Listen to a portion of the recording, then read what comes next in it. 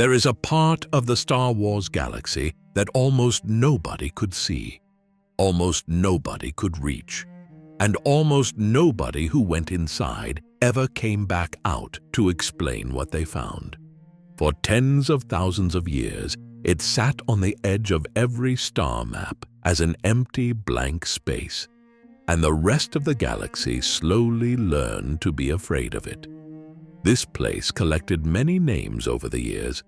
Some people called it unknown space, while others called it the unknown reaches or the unknown territories. But the people who actually lived inside it had their own name for the place, and they called it the Chaos. It sat far over on the western side of the galaxy, out past the outer rim worlds and past a rough fringe area known as Wild Space. Now, those two areas might sound like the same kind of place, but they were very different from each other. Wild Space had at least been explored before. People had traveled through it and seen it, and they never built any real civilization across it. The unknown regions were something else completely. This was land that had never been properly charted at all. It sat outside the safe and reliable hyperspace travel lanes that the rest of the galaxy leaned on every single day. It had never belonged to the Galactic Republic. And the people who lived inside it never treated the planet Coruscant as the center of anything important. So, why was this region so incredibly hard to map? The answer comes down to the single most important feature of the entire area. Running all through it was a thick web of hyperspace problems that travelers had nicknamed the Tangle. This web sat along the middle line of a giant barrier that wrapped all the way around the outer shell of the galaxy, and trying to fly through it with a normal hyperdrive was an extremely dangerous thing to attempt. The Chiss, who were one of the peoples living inside this region, kept old legends about how it all started. According to their stories, traveling through this part of space used to be as easy as traveling anywhere else in the galaxy. Then, many thousands of years ago, something terrible happened. A long chain of exploding stars went off one after another, throwing enormous chunks of matter between the stars at almost the speed of light. Those flying masses crashed into worlds, set off even more exploding stars, and twisted the travel lanes that had once been safe into a maze that kept shifting and changing. On top of all of that, the whole area was flooded with heavy electromagnetic interference. The end result was that any trip longer than a couple of star systems became a serious gamble with your life. To get through it safely, pilots had to make slow little jumps one at a time, hopping forward bit by bit. Some peoples relied on Force-sensitive guides instead, special navigators who could feel a safe path through the chaos using their own connection to the Force. When people later studied the shape of the galaxy very carefully, they found something strange. There were around 37 systems that had been left off the charts entirely, and one of them was the famous water world of Kamino. Each of these systems was surrounded by gravity problems that made scanning them almost impossible. The big question was always the same one. Why was any of this even here? The honest truth is that the smartest scholars in the galaxy never agreed on a single answer. One popular idea suggested that a huge clump of invisible dark matter cut through the galaxy in that exact spot and bent everything around it. But people who studied the issue pointed out a clear problem with that theory. The spiral arms of the galaxy did not show the kind of warping that such a heavy mass would normally cause. Other thinkers had much wilder ideas. Some believed in strange ripples moving through hyperspace itself, but the most unsettling theory of them all was that the barrier had been built there completely on purpose. The builders, according to this idea, were the Celestials, an almost mythical and incredibly advanced group that people sometimes called the architects of the early galaxy. If the Celestials really did raise this wall, the reason behind it had two parts. The first goal was to box in the growing power of the Infinite Empire, which belonged to a species called the Rakata. The second goal was far more disturbing. They wanted to lock away something much worse, a creeping ooze with a mind of its own that went by the name Mangal. Mangal was a living slime that could take over the bodies of other beings, and it was said to hide deep inside the region. The danger it represented was so widespread that even species who normally wanted nothing to do with one another, like the Chiss and a people called the Lugubra, were forced to work together just to push it back whenever it tried to spread. The edges of this place stretched out into even stranger territory. Beyond the unknown regions sat the outer rim of the galaxy and that giant barrier. And past even that was the intergalactic void, the cold emptiness that sits between entire galaxies. Explorers would later try to cross it with projects like the Outbound flight, and they would fail. During the time of the Empire, Imperial mapmakers even decided to fold a tiny satellite galaxy called Fire Fist into their definition of the unknown regions, even though it technically floated outside the galaxy altogether. The reputation of this region was built almost entirely on fear. Spacers liked to joke that no sensible droid would ever choose to travel there. Imperial officers warned that 100 different threats were waiting in that darkness, things so frightening that knowing about them would chill you to the bone. But here is the part that most people in the galaxy got completely wrong. The unknown regions were never truly empty. Hidden inside the chaos were powerful and thriving peoples. There were the blue-skinned Chiss and their organized society on the freezing world of Csilla. There were the Vagaari, a people who took others captive. There were the reptilian Ssi-ruuvi, the insect-like Killiks, and important worlds like Ilum and Rakata Prime. These groups built their own trade, their own culture, and their own politics, all of it kept completely separate from the Republic. Contact with the mapped galaxy was rare and uncommon, and most of these peoples did not consider Coruscant important in the slightest.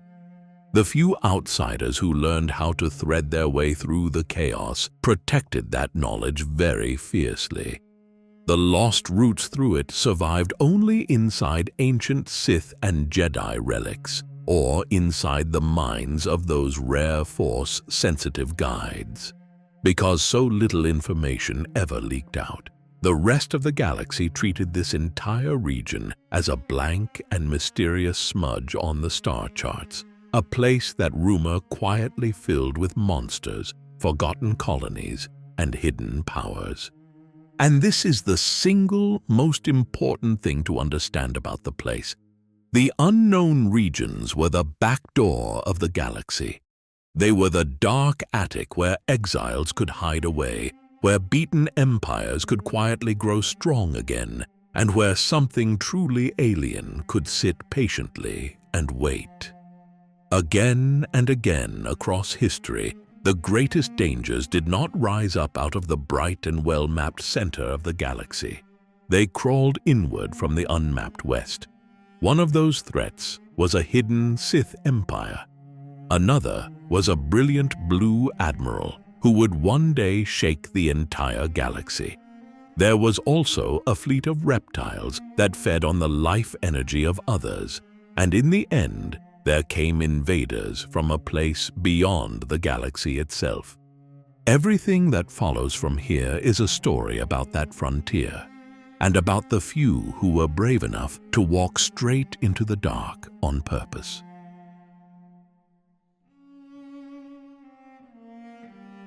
Long before the Galactic Republic ever existed, the unknown regions were already ancient, and they were already crowded with the leftovers of powers that had risen and fallen. By the time anyone in the bright part of the galaxy started keeping records, this dark frontier had become a resting place for the wreckage of entire civilizations. The earliest great power the galaxy ever knew was the Infinite Empire, ruled by a species called the Rakata, and a large piece of it was rooted right here in the chaos. Their home planet was a world named Lehon, also known as Rakata Prime, and it sat deep inside the unknown regions. By around 35,000 years before the Battle of Yavin, the Infinite Empire had pushed outward from this region and spread across the entire eastern half of the galaxy. They went from world to world, conquering planets that were rich in the Force and bending them to their will.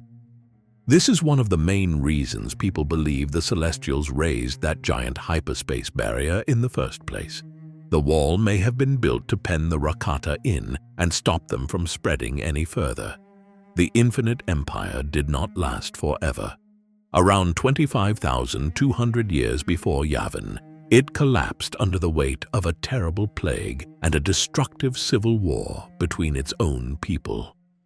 The surviving Rakata pulled back toward their home planet of Lehon, and they left the unknown regions littered with the bones of their old society. Dead Rakatan machines sat silent on forgotten worlds. Ancient devices called star maps were abandoned right where they stood. Whole planets that the Rakata had reshaped and terraformed were left behind and forgotten. The Celestials left their mark here too. These were the so-called architects of the early galaxy, the same incredibly powerful beings who moved stars around, shaped the structure called the Maw, and built the giant Centerpoint station. Their fingerprints were scattered all across the region, and that great barrier sealing off the unknown regions is counted among the things they are believed to have made. But here is where the story gets truly strange. The most surprising residents of the chaos were not even from our galaxy. They were refugees who had escaped from a completely different galaxy, one that had torn itself apart. They were two enormous civilizations made entirely of machines, and they were known as the Silentium and the Abominor. The Silentium were a remarkably old species of thinking droids that could build copies of themselves. They had originally been created by a race of living beings shaped like stars. And these droids were made to look like their creators, in the same way that people would one day build droids that looked like themselves. Then the star-shaped creators were destroyed by a wave of radiation from a nearby exploding star. But their droids lived on.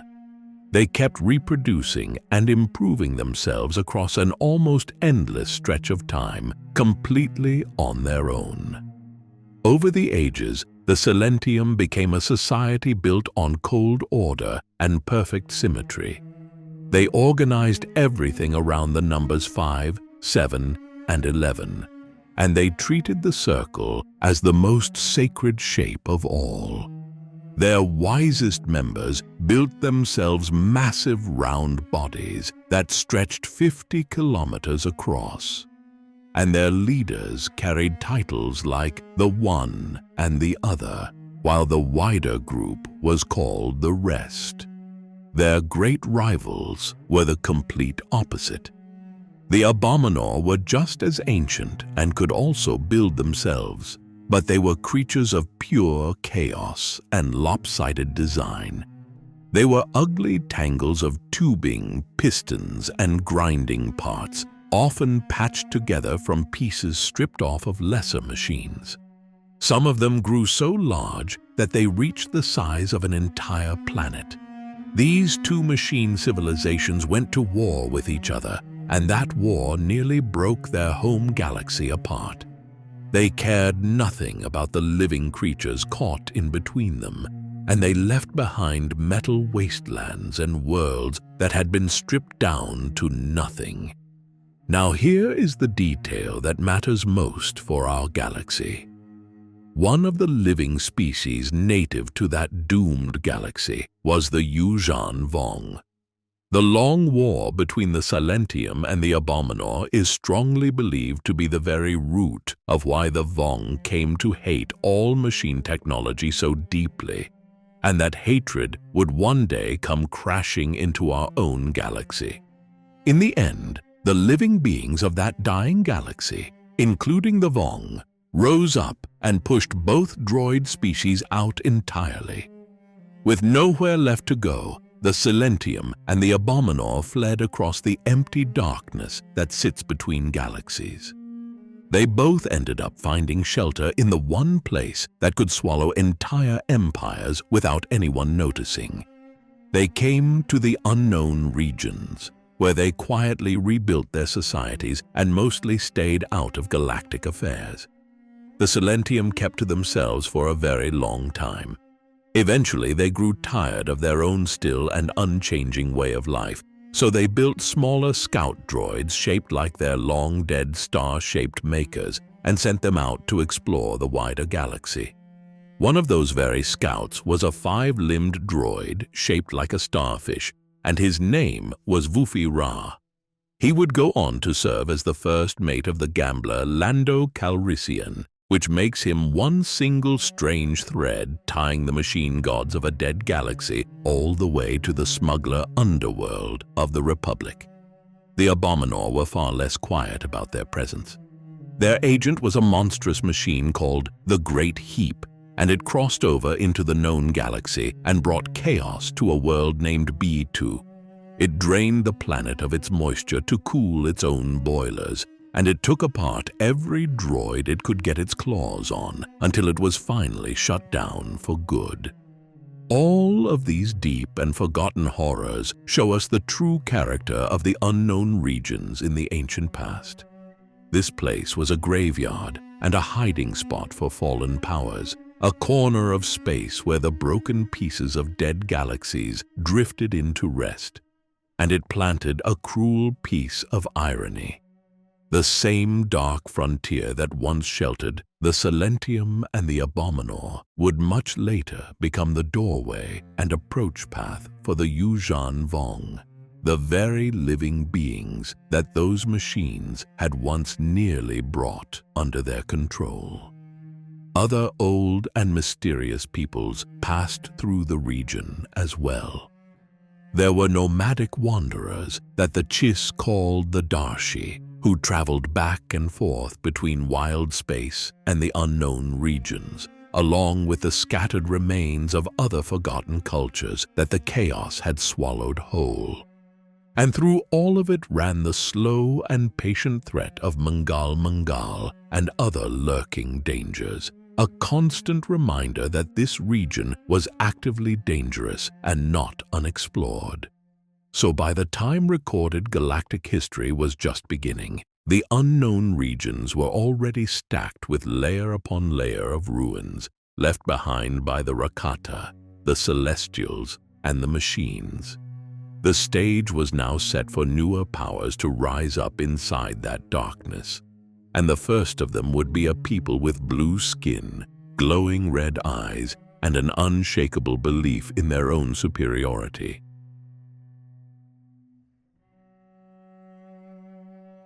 The biggest and most organized power ever to be born inside the unknown regions did not come from the Rakata or from any machine civilization. It came from a people with blue skin and glowing red eyes who built their entire world beneath a sheet of ice, and they called themselves the Chiss. The Chiss were a nearly human species, easy to recognize the moment you saw one. They had that distinctive blue skin, those bright red eyes, and dark blue hair, and they ruled over a government known as the Chiss Ascendancy. Their home planet was a world named Csilla, and for as far back as their reliable history reached, Csilla had been trapped in a deep ice age. Rather than fight against that frozen world, the Chiss adapted to it and even came to embrace it, building much of their society down below the surface of the ice. Their own legends told a different story about the past. According to those legends, thousands of years before the Clone Wars, Csilla had once been a warm and lively place that was full of life. The great ice age that eventually gripped the planet became part of who the Chiss believed they were, shaping them into a hardened and disciplined people who valued survival above almost everything else. The ascendancy was not run by a single king or emperor. Instead, it was governed by a group of powerful extended families known as the ruling families, who operated out of the capital. The exact number changed depending on the time period, ranging anywhere from as few as 3 families up to as many as 12, though the most common setup was a council of 9 ruling families. In the accounts most familiar to observers from the days of the Republic, 4 great houses stood above the rest, and each one was put in charge of a specific area of government. House Chapla handled colonial matters, farming, and the sharing of resources. House Nuruodo controlled the military and all dealings with foreigners. House Inrokini ran industry and science. And House Sabosin looked after justice, health, and education. Because the Chiss ran an economy built on sharing and spreading out their wealth, House Chapla held a powerful position. Their control over how resources moved between Csilla and the colony worlds put them in the lead, while the other houses tended to play more of an advisory role. When an issue came up, it would travel upward through a parliament, then move to a group of appointed governors, and finally reach the ruling families where it could be approved and turned into action. The most important members of these families carried the title of aristocra. Above all else, the Chiss were a deeply isolated and suspicious people who were truly convinced that they were superior to every other species. They rarely bothered to trade with outsiders, and they mostly chose to keep the rest of the galaxy at a comfortable distance. This habit of staying hidden was so extreme that for most of galactic history, the very existence of the Chiss was treated as little more than a rumor. They were a story about blue-skinned warriors that even the other peoples of the unknown regions were not sure they believed. When it came to their military, the Chiss raised it in an unusual way. Every Chiss colony world was expected to send a full fighting force to Csilla, where overall command was held by House Nuruodo, the family in charge of warfare and foreign relations. To keep watch over the many dangers of the chaos, the Chiss put together a force called the Expansionary Defense Fleet. This fleet roamed all across the unknown regions, mapping out space and keeping an eye on any new threats that began to appear. It was about as close as the region ever got to having a true standing guardian. But the single most important feature of all Chiss society was one specific rule about warfare. Around 978 years before the Battle of Yavin, the Ascendancy formally adopted a strictly defensive policy, and the heart of that policy was simple. The Chiss would never be the ones to strike first. Under this rule, no Chiss force was allowed to move against another star system unless they had solid proof of an earlier attack or one that was clearly about to happen. Striking first to stop a danger before it arrived was completely forbidden, no matter how obvious that danger seemed to be. This policy was deeply principled, but it was also incredibly rigid, and it would one day become the central tragedy of the most famous Chiss who ever lived. He was a tactician with the rare ability to see threats coming long before the proof ever arrived, and his own people would end up punishing him for daring to act on what he could see. The Chiss held enormous financial wealth, and that money kept their supply lines flowing and gave them access to their own independent shipyards. This allowed the defense fleet to stay on nearly constant patrol against the predators of the region. Chiss officers wore the color of their family on the patches of their uniforms, which turned every officer into a kind of walking map of the Ascendancy's inner politics. The families were fiercely competitive with one another, and their alliances and their rivalries drove much of Chiss life. A Chiss could even be released from their family or shifted over to a different one as a pure political move, a quiet pressure that always sat just beneath the calm surface of the Ascendancy. For all of their pride and arrogance, the Chiss were the real thing. They were careful and methodical, highly advanced in science, strongly disciplined in their military, and absolutely unmatched in their understanding of the geography and the dangers of the unknown regions. Their territory sat just inside the edge of the chaos, close enough to the rest of the galaxy that they would eventually rub up against Republic explorers, Imperial expeditions, and finally the galaxy-spanning crises of the New Republic years. Because they preferred defense over conquest, the Ascendancy rarely went looking to expand. Instead, it worked almost like a silent shield, soaking up or pushing back the threats that bubbled up out of the deeper chaos before those dangers could ever reach the wider galaxy. Beneath the 9 ruling families sat an even broader layer of nobility, made up of the 40 great houses and many smaller families. This created a society stacked with rank upon rank, where a family's standing decided nearly every part of a single Chiss life.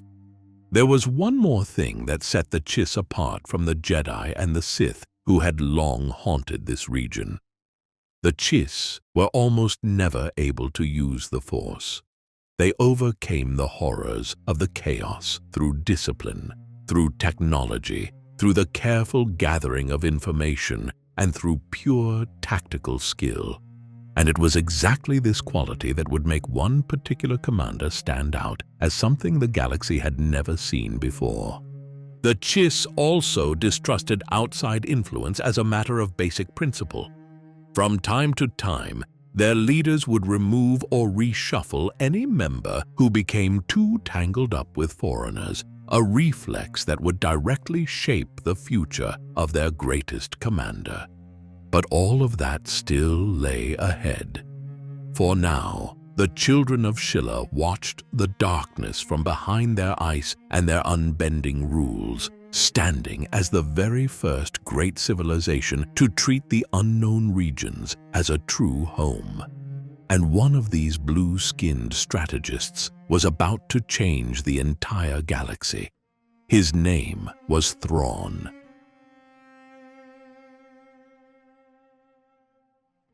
Sometimes an entire civilization does not begin with a grand plan or a great army, but with a single ship falling out of the sky in the wrong place. The story of how a whole hidden Sith nation grew up in the dark started exactly that way, with one wrecked vessel and a crew that could never go home. 5,000 years before the Battle of Yavin, the galaxy was caught up in a conflict known as the Great Hyperspace War. During that war, the Dark Lord of the Sith, a being named Naga Sadow, sent a heavy warship called the Omen off on a secret mission deep into the frontier. The Omen was captained by a man named Yaru Corson, and it traveled alongside a sister ship called the Harbinger. Their orders were to mine a rare crystal known as lignan ore from the largest moon of a world called Phagon III. This ore had the power to make a Force user stronger, and Sadow wanted it for his war against the Galactic Republic. But there was a lie sitting underneath the entire mission. Corson and his crew believed they were proud Sith on an important assignment. In reality, they were workers forced into service for Sadow, and the truth of their lowly role was deliberately kept hidden from them. That single buried secret would end up causing an explosion thousands of years down the line. As the two ships tried to escape a Jedi ambush, a lone Jedi crashed his own craft straight into the Harbinger. The Harbinger then smashed into the Omen at the exact moment the larger ship was jumping into hyperspace, and the collision knocked the entire vessel wildly off course. The Omen came tumbling back out of hyperspace in the deep and uncharted reaches at the very edge of the explored galaxy. There it was caught by the gravity of a faraway world named Kesh and pulled down toward the surface.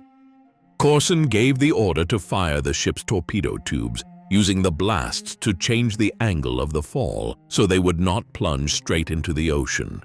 The Omen instead slammed into a range called the Takara Mountains. Out of the entire crew, 355 people lived through the crash. Now they were truly stuck. Their ship was wrecked beyond any repair, and their transmitter was burned out, so there was no calling for help. Corson pulled the survivors together and shaped them into a strict and orderly society, borrowing ideas from both Sith and Tapani traditions, then led them down off the treacherous mountain plateau to safer ground below. The world already had its own people living on it. They were the Kashiri, a graceful purple-skinned species, and they happened to carry an old prophecy about heavenly saviors that they called the Skyborn. Corson saw his opening immediately. He presented his crashed band of Sith as the living proof of that prophecy and declared himself the Grand Lord of the Skyborn.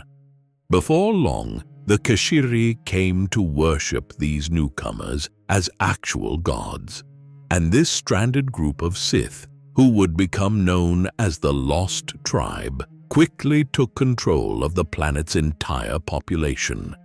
Corson made sure his grip on power was absolute.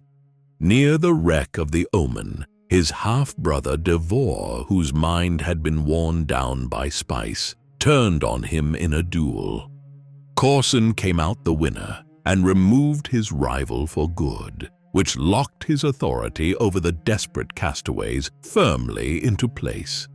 The Sith raised a great temple over the spot where the Omen had crashed up in the mountains, treating the broken ship as a holy relic, and they founded their capital city at a place called Taf. There was no way back to the stars. The metals they needed to fix the Omen could not be found anywhere within reach on Kesh, and over time, all of the advanced technology they had brought with them slowly fell apart. Within a few generations, they had become a simple society with no machines at all, left with nothing but the Force and the strict discipline they had inherited. As the centuries rolled on, the tribe began having children with the Kashiri, which created a blended Sith population over time. They spread out across a whole continent called Keshta and ruled it as a dark-side religious kingdom, completely unknown to the galaxy that had created them in the first place. Corson had left behind a written testament which the tribe ritually read aloud once every 25 years to keep themselves tied to their own history. What none of them knew was that this document was hiding a secret recording inside of it. Many thousands of years later, a caretaker named Varner Hiltz accidentally set off that hidden recording, and what he heard shattered everything. The proud founders of the tribe had not been mighty Sith lords at all. They had been nothing more than Naga Sadow's forced laborers, little more than simple delivery workers. The shock of this revelation sent the tribe spiraling into a wave of despair and rioting that nearly tore them apart. But Hiltz kept his composure. He decoded yet another message that Corson had hidden away, and he used ancient maps stored in the old temple to launch a brand new age of exploration across the entire planet. Long before that, the Kashiri had tried to fight back. A resistance movement led by a woman named Adare Val rose up against their Sith gods. But the uprising was betrayed and defeated. Adari and around 1,000 of her followers fled across a body of water called the Endless Sea, and 300 of them eventually reached a second Kashiri civilization, living on the distant continent of Alancia. For 5,000 years, the lost tribe simmered away in total isolation. They were a complete Sith civilization with their own history, their own politics, and their own dark side traditions, tucked so far off every map that the Jedi never found them, the Republic never learned of them, and even the later Empire never once suspected they existed. That long silence finally came to an end in the year 41, after the Battle of Yavin, when a Sith meditation sphere known as Ship descended onto Kesh. Ship recognized the tribe for what they were, and at last handed them the means to leave their prison world behind. A thread this story will return to near its very end. The Lost Tribe stands as the clearest example of the strange power held by this frontier. You take a single shipwreck, you add 5,000 years of darkness, and the most dangerous belief system in the galaxy can quietly grow into an entire nation, while the rest of civilization never even glances toward the west. The Kashiri who were caught up in it were a gentle people who tamed flying reptile mounts called Uvak, and it was their own existing religion, with its promise of the Skyborn, that became the lever the Sith used to take an entire planet without ever firing a single shot. The tribe rebuilt the whole structure of Sith society from the ground up on Kesh, with the title of Grand Lord passing from Yaru Korsan down to his daughter Nida, and their dark traditions growing in a direction all their own. Kesh even managed to trap other lost souls over the years.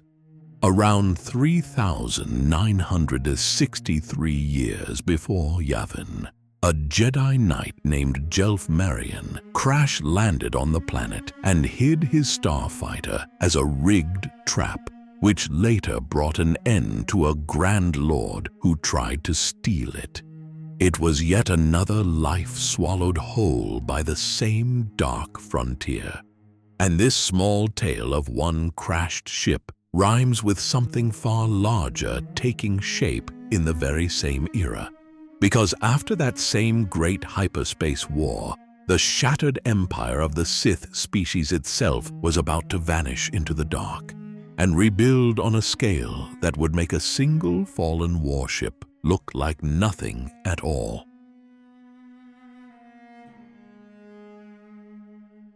The very same war that sent the Omen tumbling onto Kesh also brought the entire Sith people to the edge of ruin.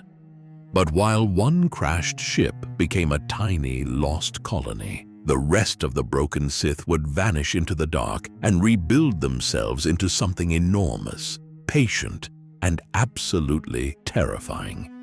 When the Great Hyperspace War ended around 5,000 years before the Battle of Yavin, it ended in disaster for the Sith. Naga Sadow's grand invasion of the Republic fell apart completely, and the ancient Sith Empire was smashed to pieces and hunted down. Out of that wreckage stepped one of the most patient and frightening figures in all of galactic history. He was a reclusive Sith Lord named Tenebrae, and he had already ruled a remote world called Nathema for over 100 years. In time, the galaxy would come to know him by one title alone. He was the Sith Emperor. From the safety of his palace, the Emperor began sending out warnings to the scattered Sith survivors. He painted a vivid picture of a future where the Republic and the Jedi would track down and destroy every last Sith who still drew breath. It was a calculated move designed to fill the survivors with fear and pull them tightly under his control.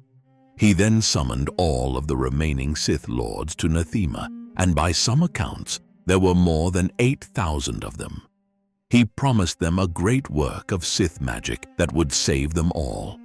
What he actually did was seize control of their minds and bend their wills completely to his own. Then came the single most horrifying act in the entire history of the dark side. The Emperor reached out and drained the full life and power of the whole planet of Nathema. He pulled the energy out of every living thing on that world and poured all of it into himself. The result was a kind of immortality, a state where he would no longer age or fade. And the cost was an entire planet left behind as a dead and empty shell, a world so thoroughly stripped that it became a hole in the Force itself. Now, immortal and blaming the Jedi for everything that had gone wrong, the Emperor gathered up what was left of the shattered Sith society. He paid special attention to the younger generation who had been rescued from the Sith world of Korriban. He loaded them all onto a small fleet and led them on a long journey into the deep and forgotten dark. For 20 years, the Sith fleet wandered through the uncharted and unmapped reaches of space, searching for a place to call home, and only the Emperor himself truly knew where they were going. Around 4,980 years before Yavin, they finally found it. They rediscovered an old and long-lost Sith colony world whose location had slipped off of every star chart in existence. The planet was called Dromund Kaas, and it was a jungle world constantly battered by storms, tucked away in forgotten space and sitting far from any Republic patrol. Some accounts describe the Sith fleeing into the unknown regions to reach it, while others place the world right at the galaxy's edge. The detail that matters most is simple. This world had been completely lost off the maps, which made the rebuilt empire a true creature of the dark frontier. On Dromund Kaas, the Emperor declared a brand new Sith empire with himself sitting firmly at the top, and a capital began to rise that was named Kaas City. This was an empire built around one purpose above all others. One day, it would return and take its revenge on both the Republic and the Jedi. But then came the part that was the most unsettling of all, and that part was complete silence. For more than 1,000 years, the Empire hid. It quietly built up its strength in total secrecy, while the rest of the galaxy happily assumed the Sith threat had ended for good with Sado's defeat. During all of those centuries spent hiding in the shadows, the Empire grew stronger and far better organized than the original one ever was. They formed a ruling body called the Dark Council. They built powerful fleets and trained disciplined armies. Generation after generation of Sith Lords worked away in secret, inventing brand new dark side powers, and the entire galaxy saw none of it. Even the major Sith events that shook the wider galaxy during this stretch of time, like the Great Sith War waged by Exar Kun and Ulic Kel Droma around 3,996 years before Yavin, were nothing but distractions caused by lesser Sith. The true Empire just kept on waiting patiently in the dark. Around 3,954 years before Yavin, after a conflict known as the Mandalorian Wars, two Jedi named Revan and Malak traveled out into the unknown to figure out why the Mandalorians had grown so aggressive. What they found instead was the hidden Sith Empire. The Emperor turned them both, and Revan and Malak fell to the dark side and were sent back out as the leading edge of an invasion. In the end, though, the two of them broke away to build their own separate Sith Empire, and that empire of theirs proved short-lived. Later on, an exiled Jedi named Mitra Surik followed Revan's path back into the deep and she discovered the dead world of Nathema before she ever reached Dromund Kaas. It was one more reminder that this entire saga played out in places the Republic could not see. At last, around 3,681 years before Yavin, after more than 13 centuries of careful hiding, the Empire finally emerged. It launched what became known as the Great Galactic War, pouring out of the darkness and very nearly bringing the Republic to its knees. The lesson of this hidden empire is the lesson of the whole frontier, only written in its biggest letters.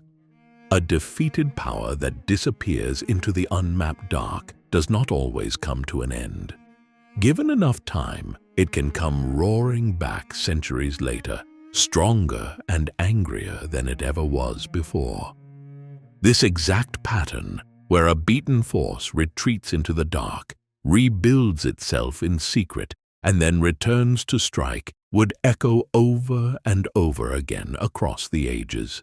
It runs from this ancient Sith empire all the way to a blue-skinned admiral and his own secret empire, to a fleet of reptiles that fed on the life energy of others, and finally to invaders who came from beyond the galaxy itself.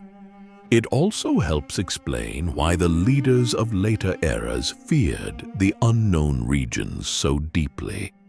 The galaxy had been caught completely off guard once before by an enemy it never saw coming, and the sharpest minds of every age that followed never quite managed to forget it. Nathema itself remained as a grim monument to the true price of that kind of power. It was a world drained so completely that it became an empty void in the Force, a dead and silent place that would one day deeply unsettle even powerful Jedi who happened to stumble across it in the deep dark. In the end, the Empire's greatest weapon was never a fleet or a soldier. It was its secrecy. By hiding off of every chart for over 1,000 years, it robbed the Republic and the Jedi of any chance at all to spot it, prepare for it, or stop it before its war was ready. By the time the Republic of the prequel era finally turned its eyes toward the West, this ancient hidden empire was already long gone. But the warning it left behind was permanent, practically carved into the dark for anyone wise enough to read it. Anything at all could be out there, quietly growing, and something most certainly was out there. As the long centuries rolled steadily toward the fall of the Republic, the predators lurking inside the unknown regions only grew bolder, and few of them were more feared than the raiding fleets of a people known as the Vagaari.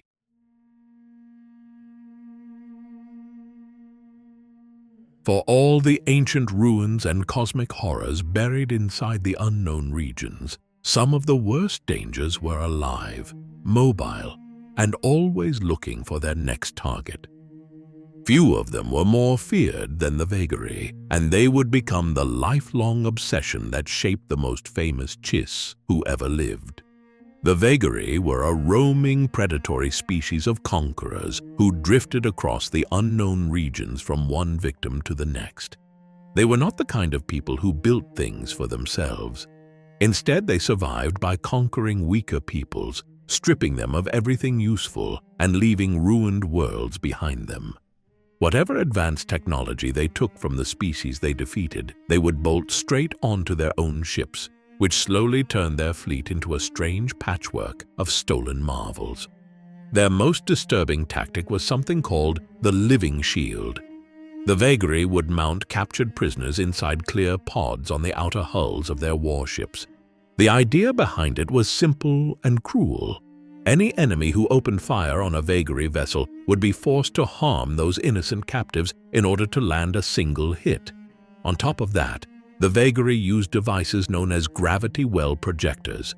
This was technology that could reach out and pull other ships right out of hyperspace, which meant that fleeing from the Vagaari was never as easy as it should have been. Around 37 years before the Battle of Yavin, The Vagaari began pushing their way into Chiss space. They raided and tested the edges of the Ascendancy and the worlds all around it, leaving devastation wherever they passed. And here is where the Chiss ran straight into the limits of their own rules. Their strict defensive doctrine would not allow them to treat the Vagaari as enemies without solid proof of an attack. So officially, the Ascendancy never named the Vagaari as a true threat at all. That restraint absolutely infuriated the one Chiss officer who could see exactly what the Vagaari really were. That officer was a rising commander in the expansionary defense fleet, a man whose full Chiss name was Mithrao Nuruodo, though the galaxy would come to know him as Thrawn. Thrawn studied the Vagaari without rest.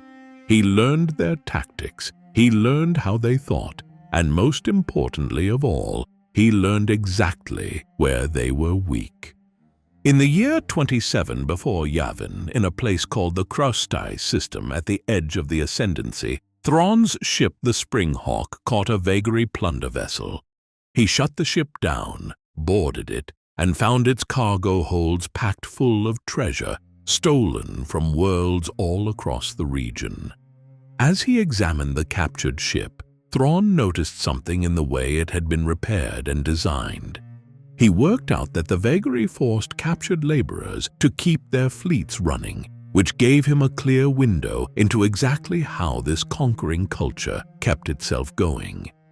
Later, at the homeworld of a peaceful people called the Jeroen, Thrawn watched the Vagaari roll in and pick the planet clean. During that raid, he spotted a lightly guarded Vagaari ship that was carrying one of those gravity well projectors, and he made up his mind to take it for himself. His reasoning came in two layers, which was very much his style. First, he wanted that precious gravity well technology in Chiss hands. Second, he wanted to bait the Vagaari into attacking the Ascendancy directly, because under the rules of his own people, an open attack like that would finally give the Chiss the justification they needed to fight back. That stolen projector and the methods Thrawn built around it would go on to decide several later battles. It became a perfect example of his trademark approach, which was to take an enemy's own weapons and an enemy's own nature and turn both of them back against him. The bad blood between the Vagaari and the Chiss would reach its breaking point during the loss of a famous expedition called the Outbound flight, which is the story of our very next chapter. In that single event, Thrawn arranged the downfall of a huge Vagaari force all at once. Left in tatters by that defeat, the surviving Vagaari pulled back into their own faraway corner of the unknown regions to recover and rebuild their strength. Their goal was a future war of revenge against the Chiss. The Chiss watched this troubling rebuilding very closely, and they feared the worst. They worried that the Vagaari had already formed alliances with powers even more dangerous than themselves, which is a chilling thought when you remember just how deep the threats of the chaos really went. Sure enough, around 18 years before Yavin, Chiss officials confirmed the rumors.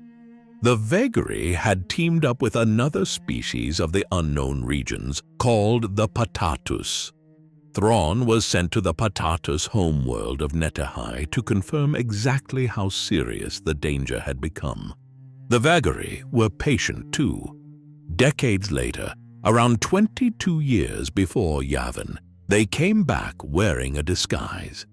They pretended to be the peaceful and harmless Jeroen refugees, the very people they had once nearly destroyed, all as part of a plan to slip inside and tear apart a place called the Redoubt. The Redoubt was a hidden settlement where the survivors of the Outbound flight disaster had quietly lived for half a century, buried deep within the chaos.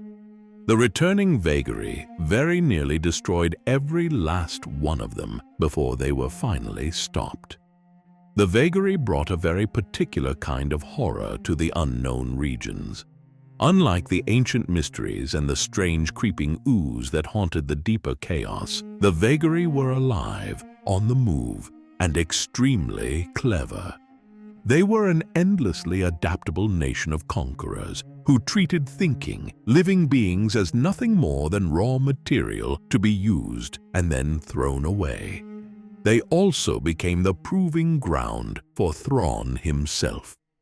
Everything the galaxy would one day fear about the blue-skinned Grand Admiral was first shaped in the dark while he fought the Vagaari.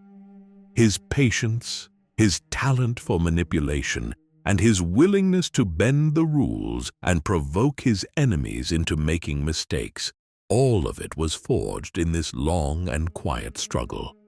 Their story also shows the Chiss doctrine of defense pushed all the way to its absolute limit.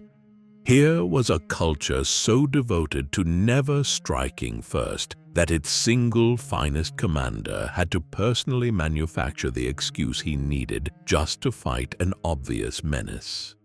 There is one more telling detail about the Vagaari. For all of their stolen technology, they had almost no droid technology of their own. This is exactly why the Trade Federation's enormous army of battle droids, which they learned about through a captured trader named George Cardass, struck them as the ultimate prize worth chasing.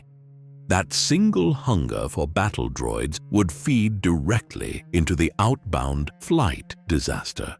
As for Thrawn, he kept studying the Vagaari, the only way he ever studied any enemy, by picking apart their stolen goods, their ships, and their methods until he understood them better than they understood themselves.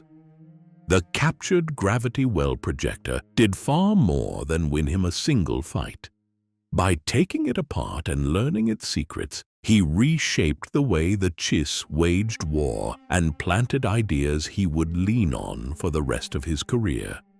The Vagaari threat even outlasted the entire age of the Empire. A third Vagaari war broke out during the time of the New Republic, and it was the Chiss ascendancy, working alongside Thrawn's own secret force, known as the Empire of the Hand, that finally answered it around and after 22 years after Yavin. But long before any of that, the tension at the heart of this whole story, a brilliant tactician straining hard against the rules of his own people, was about to collide with something brand new.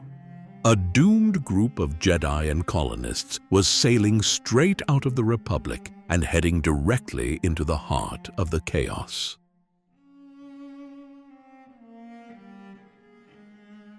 The Republic only ever made one truly serious attempt to chart the unknown regions and push all the way to the edge of the galaxy. That attempt ended in one of the worst disasters of the entire era, and it would scare the galaxy away from the dark frontier for a full generation. The grand project was called the Outbound flight, and it was dreamed up and led by a powerful and very stubborn Jedi Master named Joruus C'baoth. Its goals were absolutely breathtaking. The expedition was meant to explore and settle new worlds inside the unknown regions, and then go even further by punching through the great hyperspace barrier at the galaxy's edge to search for life out in the void between galaxies. After a series of bruising political fights in the Senate over the funding, the project finally launched around 27 years before the Battle of Yavin. It carried the public backing of Supreme Chancellor Palpatine, though that backing was secretly the work of Darth Sidious, the hidden Sith Lord who had his own private reasons for getting involved.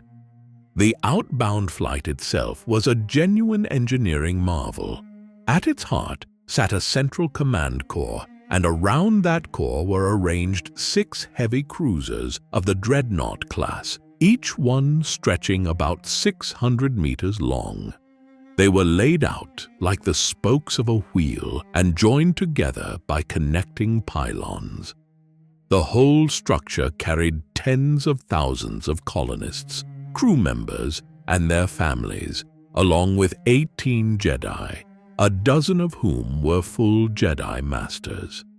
The fleet set out from the shipyards of Yaga Minor, made stops at several Outer Rim worlds, and then pointed its nose into the uncharted dark and sailed deep into the unknown regions. The trouble started almost right away, and it came from the inside.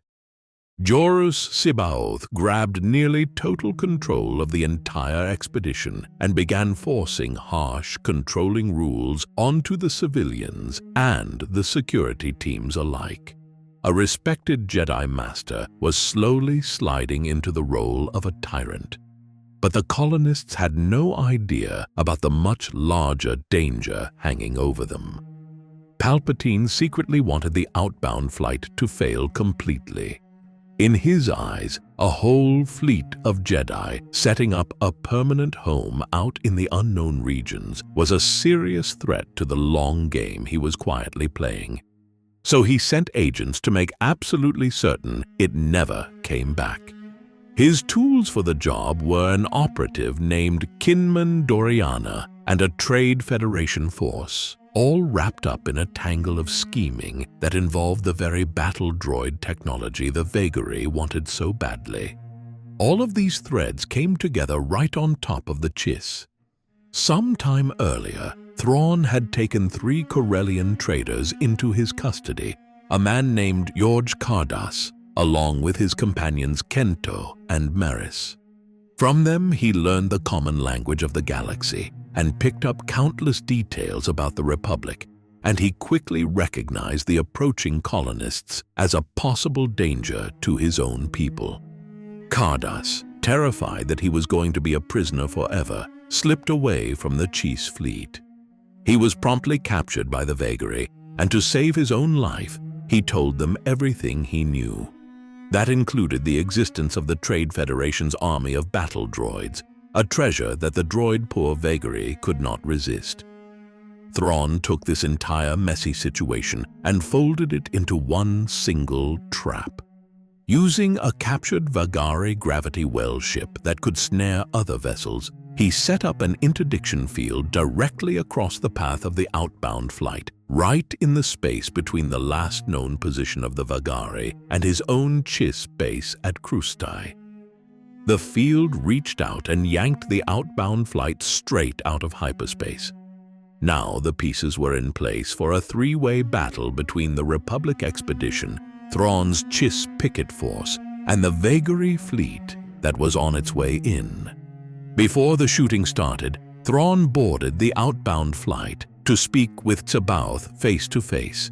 He warned the Jedi Master that a Sith Lord was determined to destroy the entire expedition, and he offered the colonists a real chance to turn around and go home. But C'baoth's pride got in the way, and the talks fell apart. When the Vagaari finally attacked, the Jedi on board joined their minds together to confuse and disorient the enemy.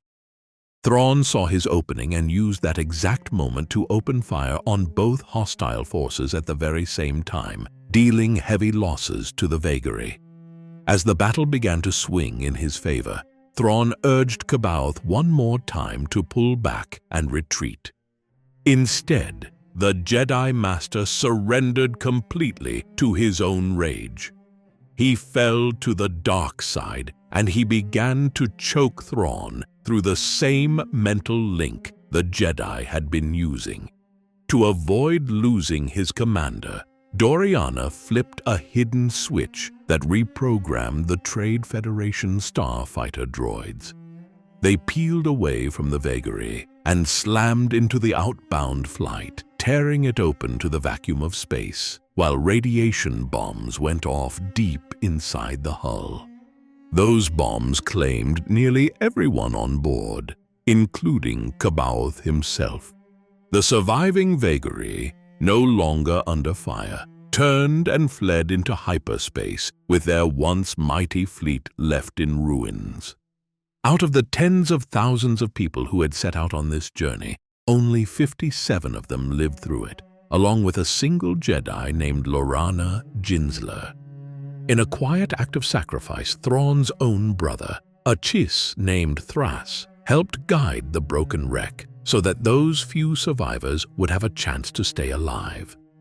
The shattered hulks eventually drifted to a stop in a lonely and desolate region that the survivors chose to call the Redoubt. There, their descendants would go on to live in complete secrecy for nearly 50 years, becoming yet another lost colony quietly swallowed up by the chaos. Here is the cruel irony of it all.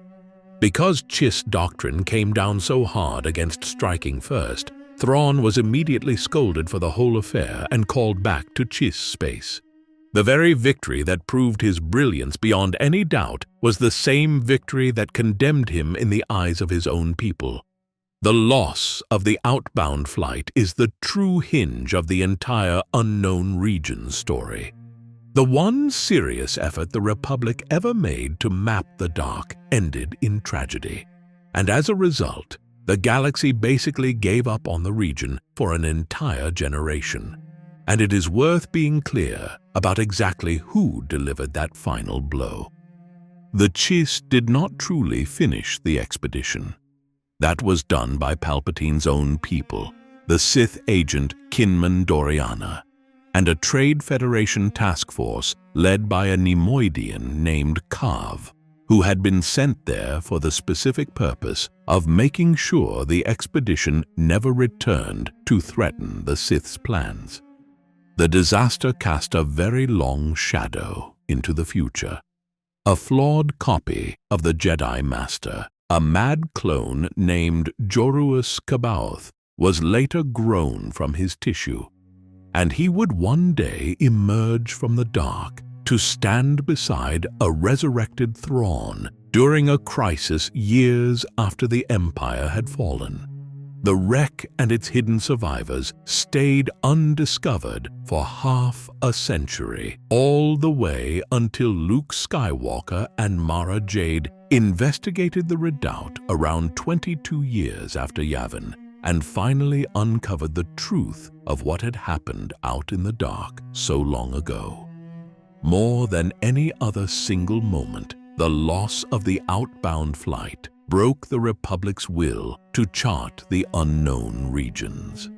For a full generation, the galaxy stopped trying, and it left the dark frontier alone with its own powers and its own secrets. The event also tied 3 different futures together into one knot: the future of Palpatine, the future of Thrawn, and the future of the unknown regions themselves. And it quietly set the stage for an unlikely alliance that would one day try to build a wall in the dark against something terrible that was coming.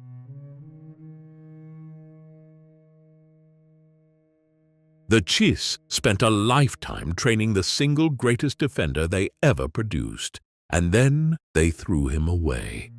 The Empire picked him up out of the dust, handed him a fleet, and pointed him right back into the dark. And that one decision would shape the entire frontier for decades to come.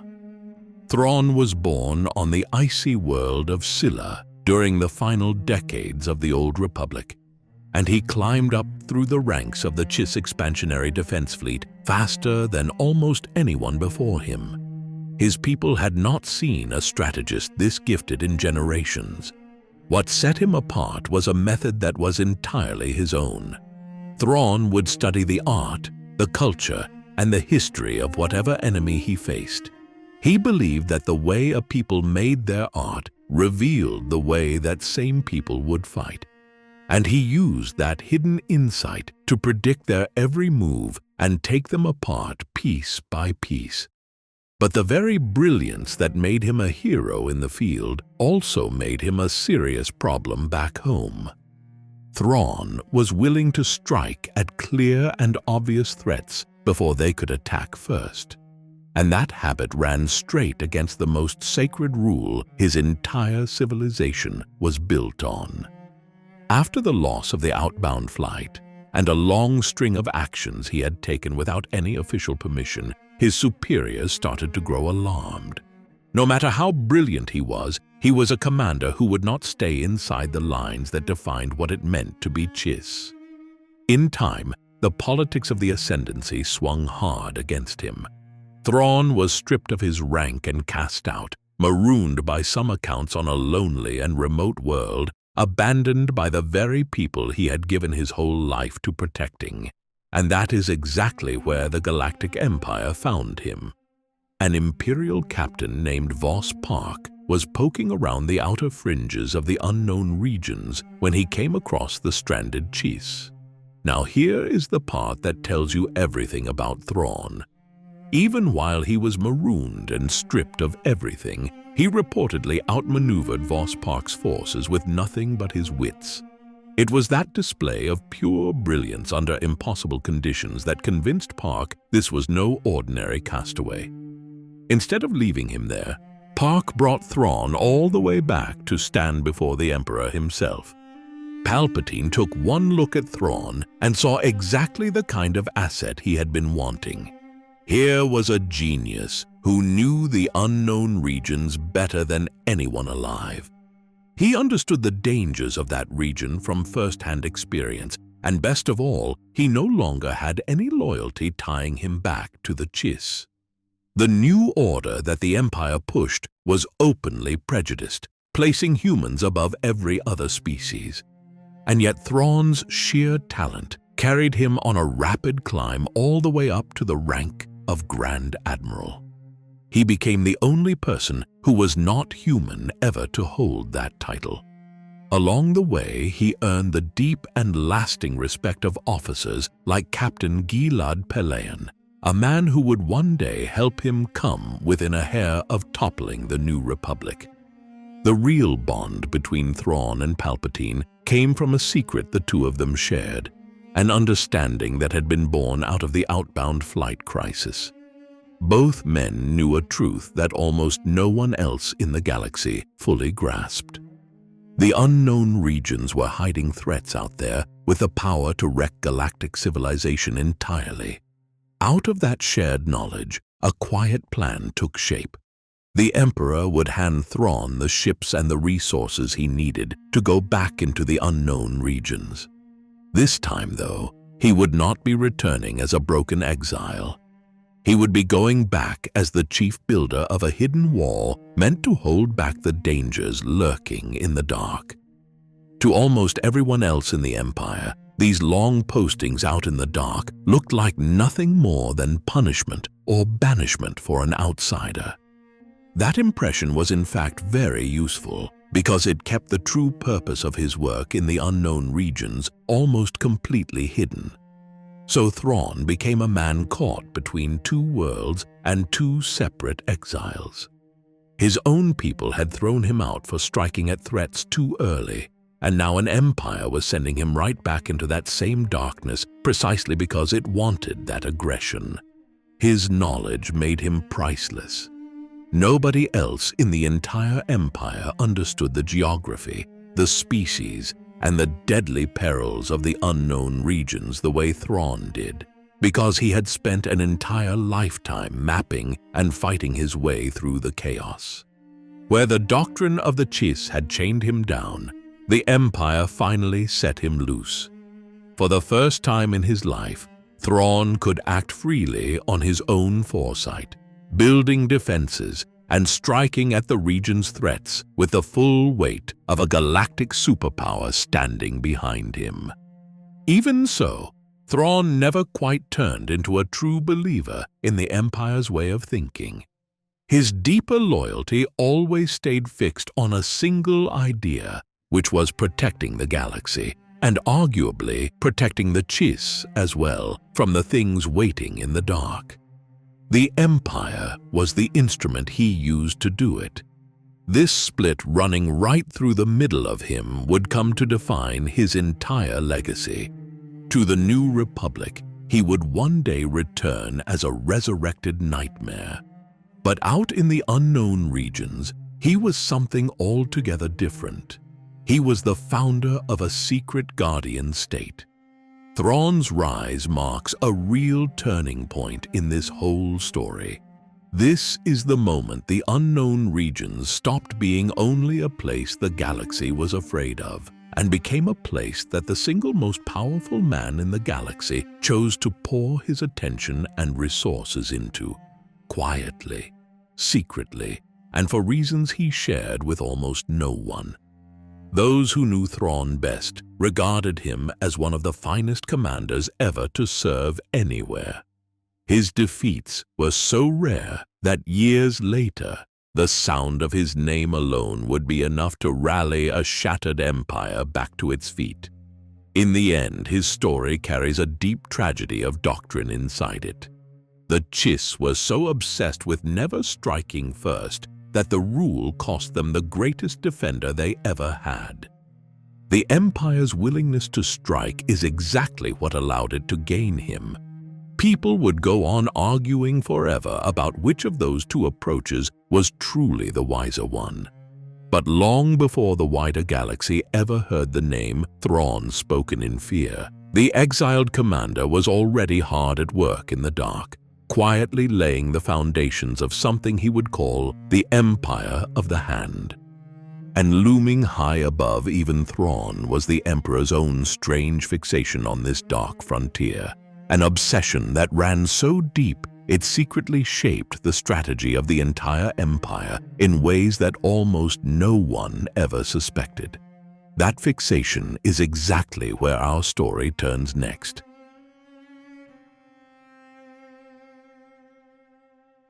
In public, the Emperor kept his eyes locked on the core worlds and the Senate, ruling the heart of the galaxy with an iron grip. But in private, Palpatine was quietly obsessed with the unknown regions, and he treated that dark frontier as one of the single most important concerns of his entire reign. This obsession was not some idle hobby. Through his command of the dark side and his web of secret agents, Palpatine had become aware of a catastrophe that was on its way. An invasion was gathering out at the far edge of the galaxy, and it was coming from somewhere beyond the stars entirely. He described it to his closest inner circle in chilling detail. He warned them of dark ships and shadowy figures carrying weapons of tremendous power, all of it built on a strange kind of living technology unlike anything the galaxy had ever seen before. He gave this approaching force a name. He called them the Far Outsiders. Palpatine believed that these far outsiders already held a foothold at the very edge of the galaxy. He was convinced they were sending scouting parties creeping through the unknown regions to study the worlds and the peoples they intended to conquer. As history would later prove, his read on the situation was chillingly correct. In fact, a huge amount of his grand strategy starts to make sense once you understand it as preparation for that single threat.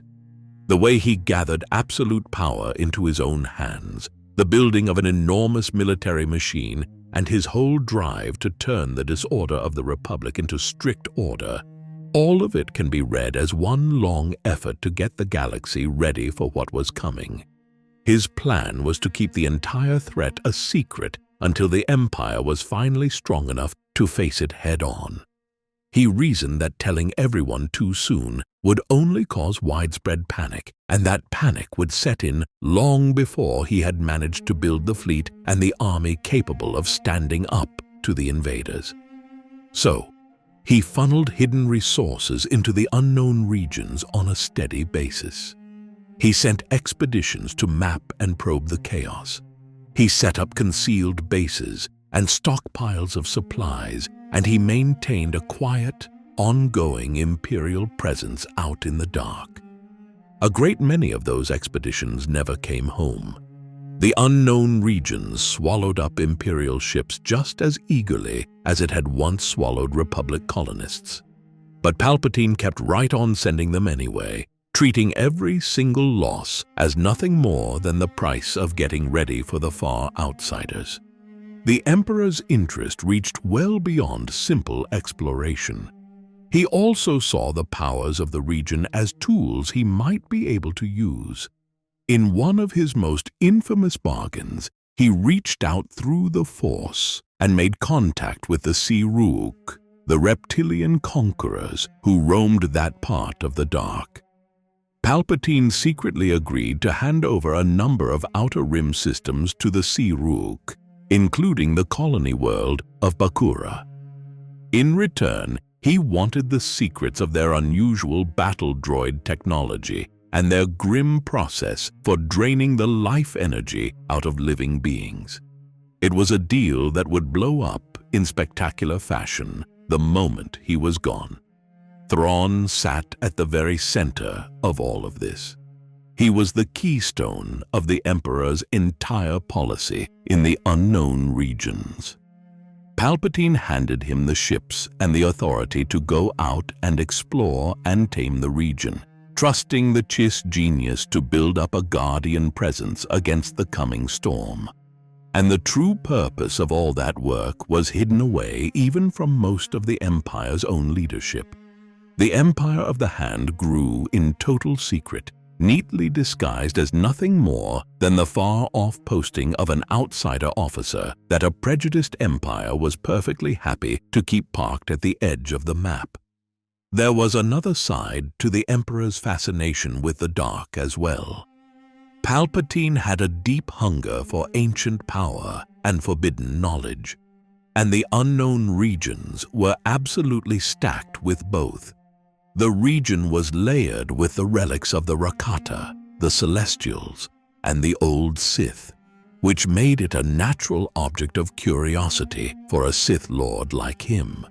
He sent agents out to recover those relics and to dig up whatever lost knowledge he could find inside the ruins scattered all across the chaos.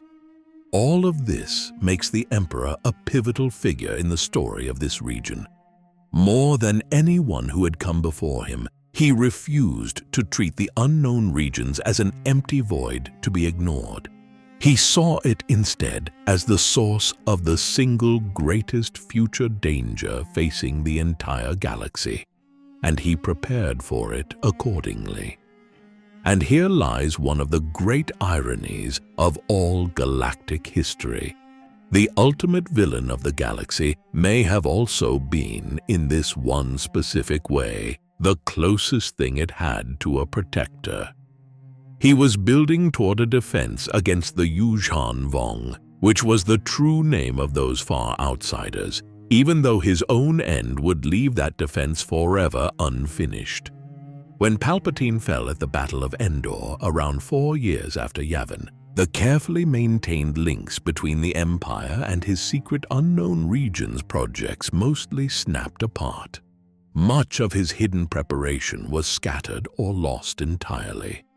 The Empire of the Hand was, in a very real sense, his backup plan for the dark frontier, a hidden reserve of strength positioned to meet the far outsiders, funded and approved by the Emperor but deliberately kept off of the Empire's official records.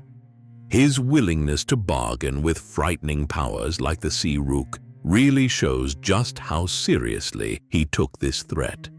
He was prepared to trade away entire imperial worlds in exchange for any technology at all that might strengthen the galaxy's defenses.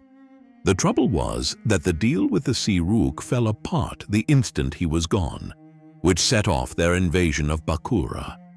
At the same time, the Empire of the Hand drifted loose from any central command, and when the far outsiders finally did arrive, they would find a galaxy far less prepared than Palpatine had ever intended it to be. Whether his preparations would have truly softened the blow of the coming invasion is one of the great unanswerable questions of this whole era. But his foresight about the danger lurking in the dark was, in a tragic way, completely proven right. The Emperor's long shadow over the unknown regions also helps explain a strange feeling that hung over the entire Imperial age. There was always a sense that something important was happening out west, something nobody was allowed to talk about, and the reason behind it was simple. The most powerful man alive had ordered it that way. His policy lifted the unknown regions up from a mere frontier curiosity into a genuine matter of galactic survival. And it planted the region permanently into the strategic thinking of every power that came afterward, the New Republic and the Imperial Remnant alike. Above all, it produced the single most important structure ever raised in the chaos by the wider galaxy. It was not a simple colony or a research outpost. It was a secret empire, built from the ground up to stand as a wall against the coming night. That structure was the Empire of the Hand, Thrawn's hidden domain out in the unknown regions, and it is the subject of our next chapter.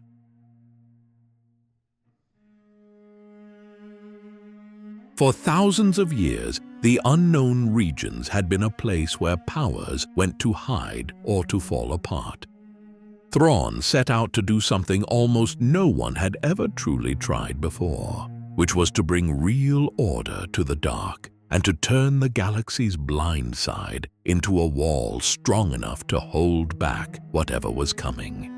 With the full resources of the Emperor behind him, Thrawn went back into the unknown regions and began the great project of his entire life. His goal was to map the dark, to calm its many dangers, and finally to fortify the whole frontier against the threats massing both inside it and beyond it.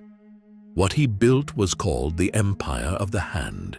It was a secret state out in the unknown regions that blended together the philosophies of both the Empire and the Chiss, and it was devoted entirely to bringing order and security to a region the rest of the galaxy could neither see nor reach. Now, despite that grand name, the Empire of the Hand in practice worked far more like a confederation than like a conquering empire. Instead of conquering the peoples it came across and forcing them into submission, it tended to form alliances with the local governments it found, folding them into one shared defensive whole. Thrawn's forces charted huge stretches of territory that had never been mapped before. They brought security to contested regions, they oversaw new colonies, and they built genuine working relationships with the many different species scattered all across the chaos. The beating heart of this hidden empire was a planet named Nirawan. There, Thrawn raised a mighty fortress crowned with 5 tall spires, a structure that came to be known as the Hand of Thrawn. From inside that fortress, the entire enterprise was coordinated and controlled. Nirawan itself was the second moon orbiting a weak red star, a green world covered in jungle and dotted with lakes. It was already home to 2 avian species that could touch the Force but had built no technology of their own, a people called the Komja and another called the Komke. Both of them would end up playing a part in the fortress's later fate. The garrison defending the Hand was made up largely of Chiss troops who were loyal to Thrawn personally, and they were commanded by Imperial officers he trusted. It was a true fusion of the 2 cultures that had shaped his entire life, brought together into a single instrument. Thrawn also gathered around him a select group of elite loyalists. There was Admiral Vos Park, the very officer who had first discovered him while he was marooned. There was a man called Commander Stent, and most famous of them all, there was the legendary TIE ace General Soontir Fel. Fel had once been the greatest fighter pilot in the entire Empire before he vanished from the known galaxy without a trace. He became a true cornerstone of the Empire of the Hand and would eventually rise to lead it, helping to make Nirawan home to the largest population of Chiss anywhere outside of the Ascendancy itself. The entire point of this structure was spelled out clearly. It was meant to be a bulwark, a standing guardian against the dangers of the unknown regions, and above everything else, a defense against that coming invasion from beyond the galaxy that the Emperor had foreseen. and the whole thing was kept as a closely held secret, even from within the Galactic Empire itself. Most of the Imperials who knew anything at all about Thrawn's time out in the unknown regions assumed it was an exile, a punishment that Palpatine had handed down. They never once suspected that a hidden empire was quietly rising in the dark. That secrecy was a stroke of strategic genius and a serious weakness at the very same time. On one hand, it kept the Hand completely safe from the backstabbing politics of the Empire. On the other hand, it meant that once Palpatine was gone, the connection between the Hand and the Empire mostly dissolved away. So after the Battle of Endor, the Empire of the Hand effectively went its own way.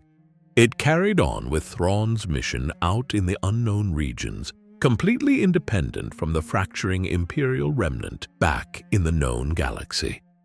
The philosophy of the Hand reflected just how much Thrawn himself had grown over the years.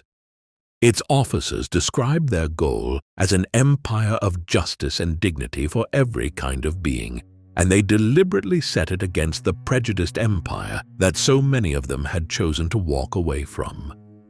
And by standing watch over the unknown regions, the Empire of the Hand was quietly protecting the wider galaxy too. A great many threats that might otherwise have come spilling out of the chaos were instead absorbed, calmed, or held at bay by Thrawn's secret state. The existence of the Hand completely changes the way we should look at the entire Imperial era.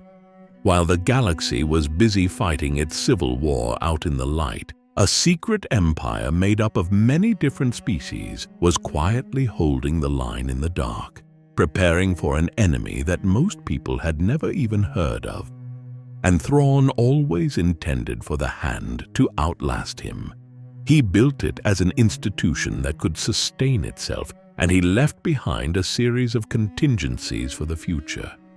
That famously included clones of himself, so that even his own end would never leave the dark frontier completely undefended. In this way, the Empire of the Hand became the most successful long-term project the wider galaxy ever managed to pull off in the unknown regions. It was a durable, secret guardian state that spanned many generations and outlived its own founder by decades. Its later history would see it come to the aid of both the Chiss and the New Republic against a renewed Vagaari threat.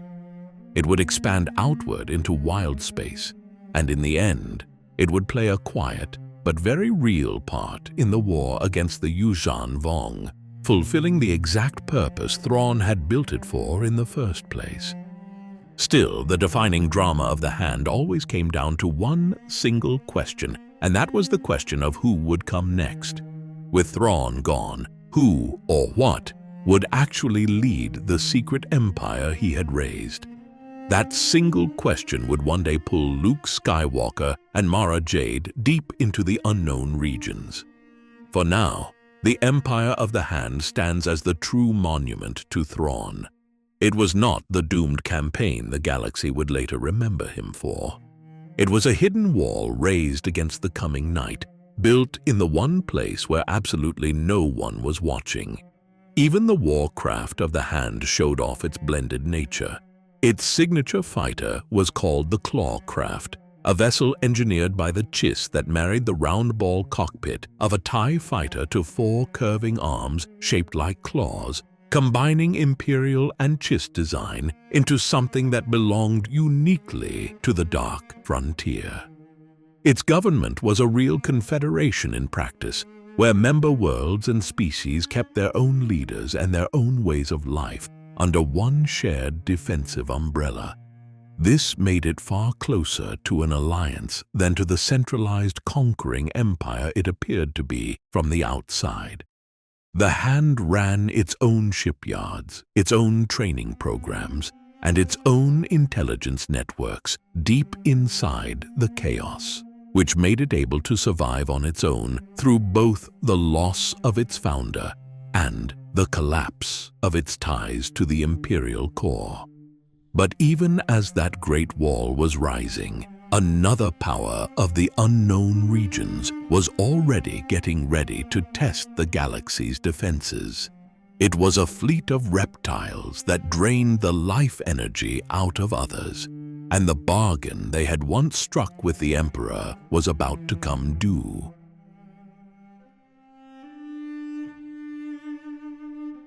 Of all the powers lurking inside the unknown regions, few were as disturbing as a people whose entire war machine ran on stolen life itself. Deep near the galaxy's rim sat the Ssi-ruuvi star cluster, the home of a reptilian empire that turned living beings into batteries to power its ships and its weapons. These conquerors were the Ssi-ruuvi, and they ruled a domain called the Ssi-ruuvi Imperium. They were warm-blooded reptilian beings covered in colored scales, with beaked mouths, powerful tails, and skin so thick that it could shrug off blaster fire. They were completely blind to the Force, and they spoke to one another through a mix of whistles and scent. Their entire society was locked into a rigid caste system based on the color of a person's scales, and that color decided your whole place in life, from your job all the way to your standing in the community. On top of that, they were deeply religious, deeply suspicious of outsiders, and utterly convinced that they were superior to every other form of life in existence. The Imperium was ruled from a capital world called Lwek by a leader known as the Shriftut. This ruler was an elected monarch who governed alongside a conclave and an elders' council, which made the whole thing a religious war state built on absolute hierarchy. But the one thing that truly defined the Ssi-ruuvi, their signature technology and their signature horror all at once, was a process called entekment. Entekment was a method that electronically pulled the life energy right out of a living, thinking being and transferred it into machinery. That captured spark was then used to power their droids, their ships, and their weapons. And here is the truly nightmarish part. The Ssi-ruuvi claimed the process was painless, but that was a lie. The victims were left fully aware and trapped inside the machines they were forced to power, suffering the entire time until the stolen energy finally ran out and faded away completely. There was a built-in cruelty to the whole system. The trapped life energy would eventually break down and fail over time, which meant the Imperium constantly needed a fresh supply of new victims. That hunger drove them toward an endless need for conquest. They were so desperate for it that they even used entekment on their own related cousins, a people called the Puwek, whom they had forced into service. To make the process work more efficiently, the Ssi-ruuvi captured and brainwashed a Force-sensitive human boy named Dev Sibwara.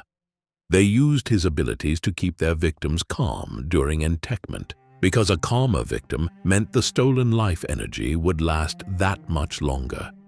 For thousands of years, the Ssi-ruuvi had mostly stayed put inside their own cluster. They were held back by the huge distances involved, by their fear of outsiders, and by a religious dread of ever traveling to worlds they considered unholy. But their resources slowly began to dwindle, and their constant need for victims eventually pushed them to look outward. The road into the wider galaxy was paved for them by Emperor Palpatine. He reached out to the Shriftut and struck that secret bargain we touched on earlier, offering up Imperial colony worlds, Bakura among them, in exchange for the secrets of entekment and their battle droid technology. Somewhere between 2 years before Yavin and 4 years after it, the Ssi-ruuvi began launching test strikes against several worlds out along the rim. They hit a place called Guro, then a world called Katamaskar, and finally they set their sights on Bakura, slowly probing the very edge of the known galaxy.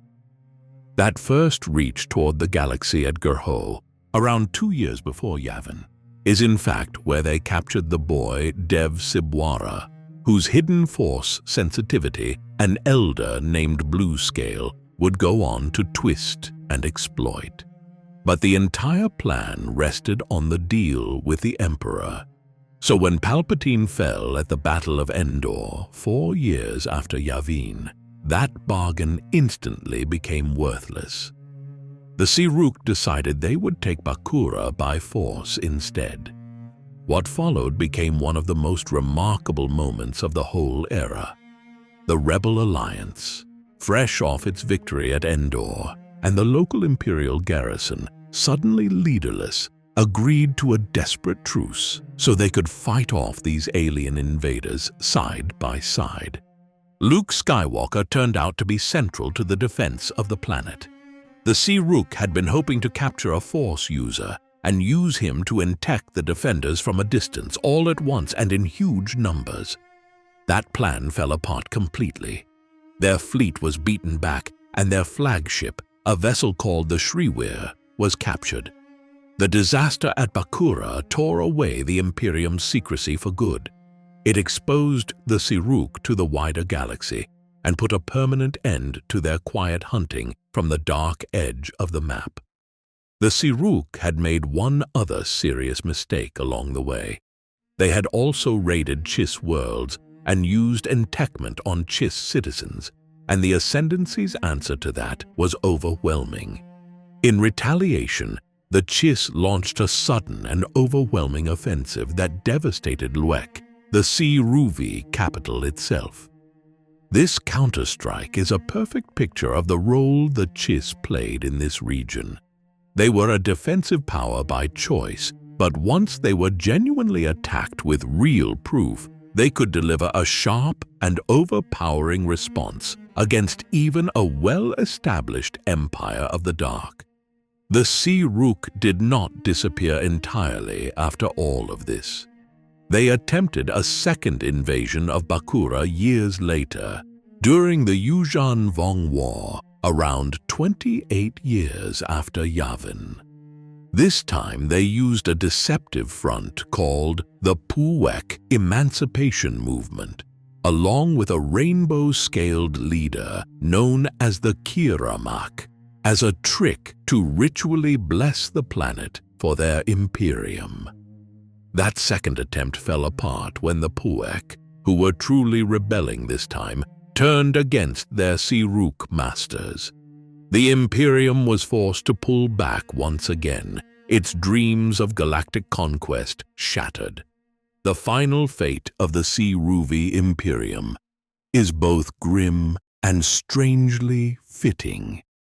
It is believed that the Yuuzhan Vong themselves eventually came down on the Ssi-ruuvi star cluster and overran the territory of these life-draining conquerors.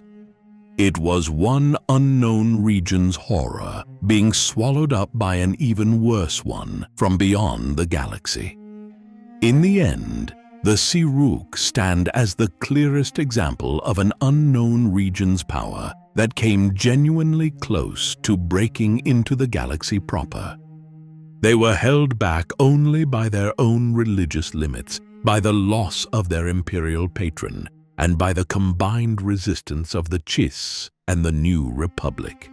There is one more reason they were never quite able to fully overwhelm anyone.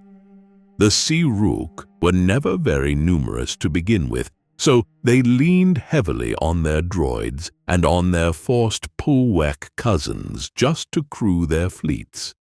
That weakness made their hunger for new power sources feel even more desperate. And that single mention of the Yuuzhan Vong overrunning their cluster is the very first tremor of the great storm that this entire story has been building toward all along. The invasion from beyond the galaxy was finally about to arrive.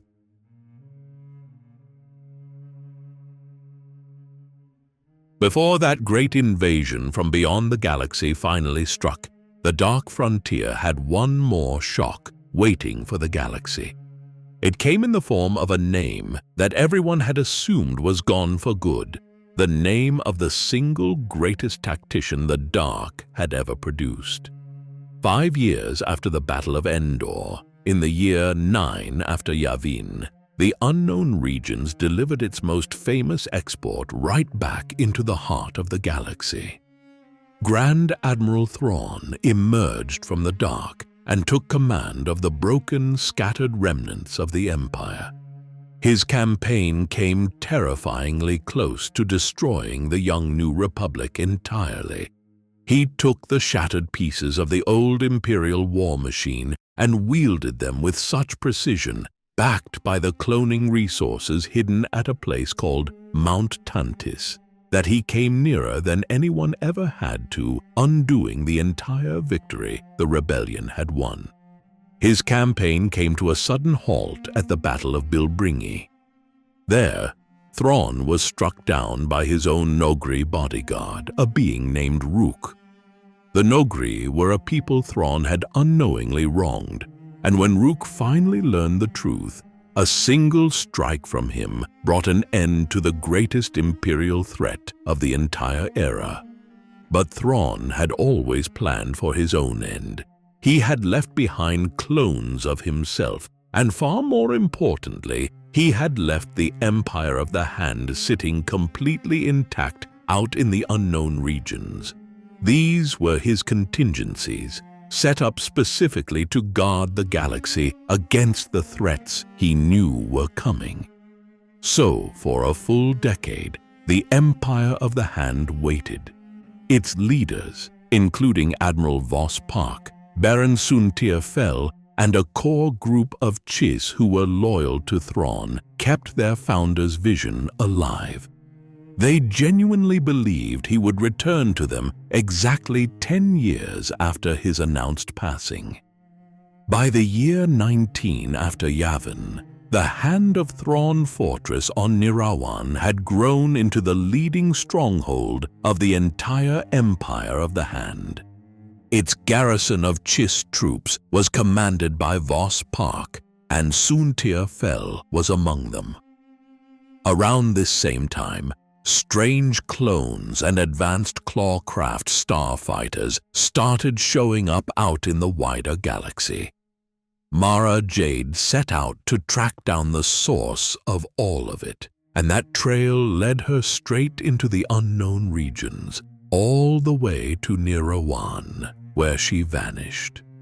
Then the communications crew aboard a smuggler ship called the Errand Venture picked up a single name being transmitted out of the region.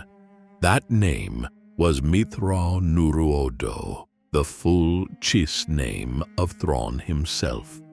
The moment it spread, fear rippled across the galaxy that the Grand Admiral had somehow returned. Luke Skywalker, who had been troubled by Force visions of Mara in serious danger, followed her path to Nirawan with the droid R2 at his side. He crossed over into the edge of unknown space and found the 5-spired fortress packed full of Chiss soldiers.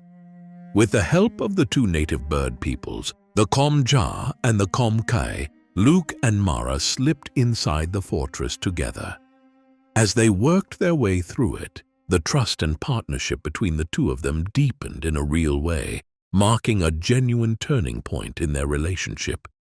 And piece by piece, they uncovered the truth of exactly what Thrawn had built out here. At Nirawan, they learned his secret history. They discovered that the Emperor had sent him out to secure a base of power in the unknown regions for one specific reason, which was to get the galaxy ready for an incoming threat from beyond the stars. They also stumbled onto the Hand's most unsettling contingency of all. There was a cloning operation set up with the goal of bringing Thrawn himself back to life, along with an entire network of Soontir Fel clones meant to serve as a hidden group of future leaders in case the founder was gone.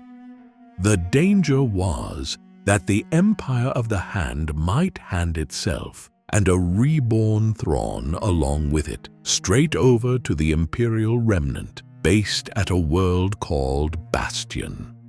To stop that from happening, Mara made a drastic choice.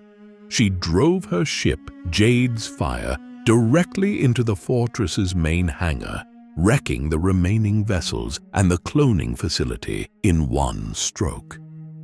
The whole crisis was finally settled by a remarkable agreement. The new Jedi Order informed the Empire of the Hand of a hard truth that Thrawn was truly and permanently gone. In return, the Hand allowed the Thrawn clone to be destroyed, and the Jedi agreed to keep the very existence of this secret empire hidden from the rest of the galaxy. With its chosen heir now gone, the Empire of the Hand lost a great deal of its legitimacy and its claim to be the true continuation of Thrawn. And yet it did not fall apart. It survived quietly, far away from the notice of the galaxy at large. Freed at last from that false promise of Thrawn returning, the Hand finally turned its full attention to its real mission. In the years that followed, it came to the aid of both the Chiss ascendancy and the New Republic during a third war against the Vagaari, and it started pushing outward into wild space. This whole episode marks the moment the wider galaxy finally caught its first real glimpse of the truth about the unknown regions. A secret, disciplined empire made up of many different species had been quietly holding the dark for decades, all of it carried out in the name of a Chiss admiral who was already gone. It also closed the personal loop on Thrawn's own story. The galaxy mostly remembered him as the admiral who very nearly conquered everything. But that was only the smaller part of the truth. His real and lasting legacy was the Guardian State on Nirawan, a fortress built to face down an enemy that the New Republic still barely believed in. Soon Tyr Fel rose to become the effective leader of the Hand, coordinating its activities all across the unknown regions and getting it ready, whether he fully realized it or not, for the role it would play when Thrawn's foreseen invasion finally came. As for everyone else, their paths scattered outward from here. Mara Jade and Luke Skywalker returned to the known galaxy and would eventually marry. Soon Tyr Fel's son, a young man named Jagged Fel, would carry the family name forward into the coming war and far beyond it. Above all else, this entire crisis confirmed one thing for certain. The unknown regions remained the great wild card of the galaxy, a place that could produce a resurrected Grand Admiral, a hidden empire, or something far worse at almost any moment. And something far worse was now standing right at the gates. The threat from beyond the galaxy that Palpatine had foreseen, the very enemy that Thrawn had built the entire empire of the Hand to oppose, was finally about to arrive. And as it turned out, it had been making its quiet approach through the unknown regions the entire time.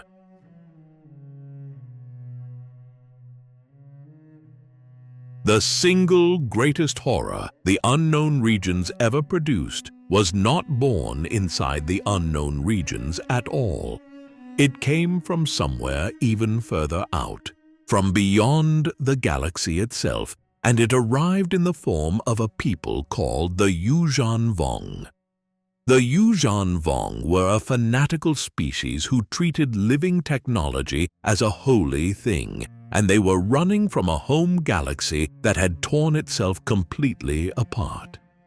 Back in that doomed galaxy, they had lived through a catastrophe almost beyond belief, which included that great machine war between the Silentium and the Abominor that we covered near the start of this story. That very war is strongly believed to be the root of the deep religious hatred the Vong came to feel for all mechanical technology. Their own living homeworld, a sentient planet called Yuuzhan, was destroyed during the apocalyptic conflicts that engulfed their galaxy, including a savage struggle known as the Kremlevian War.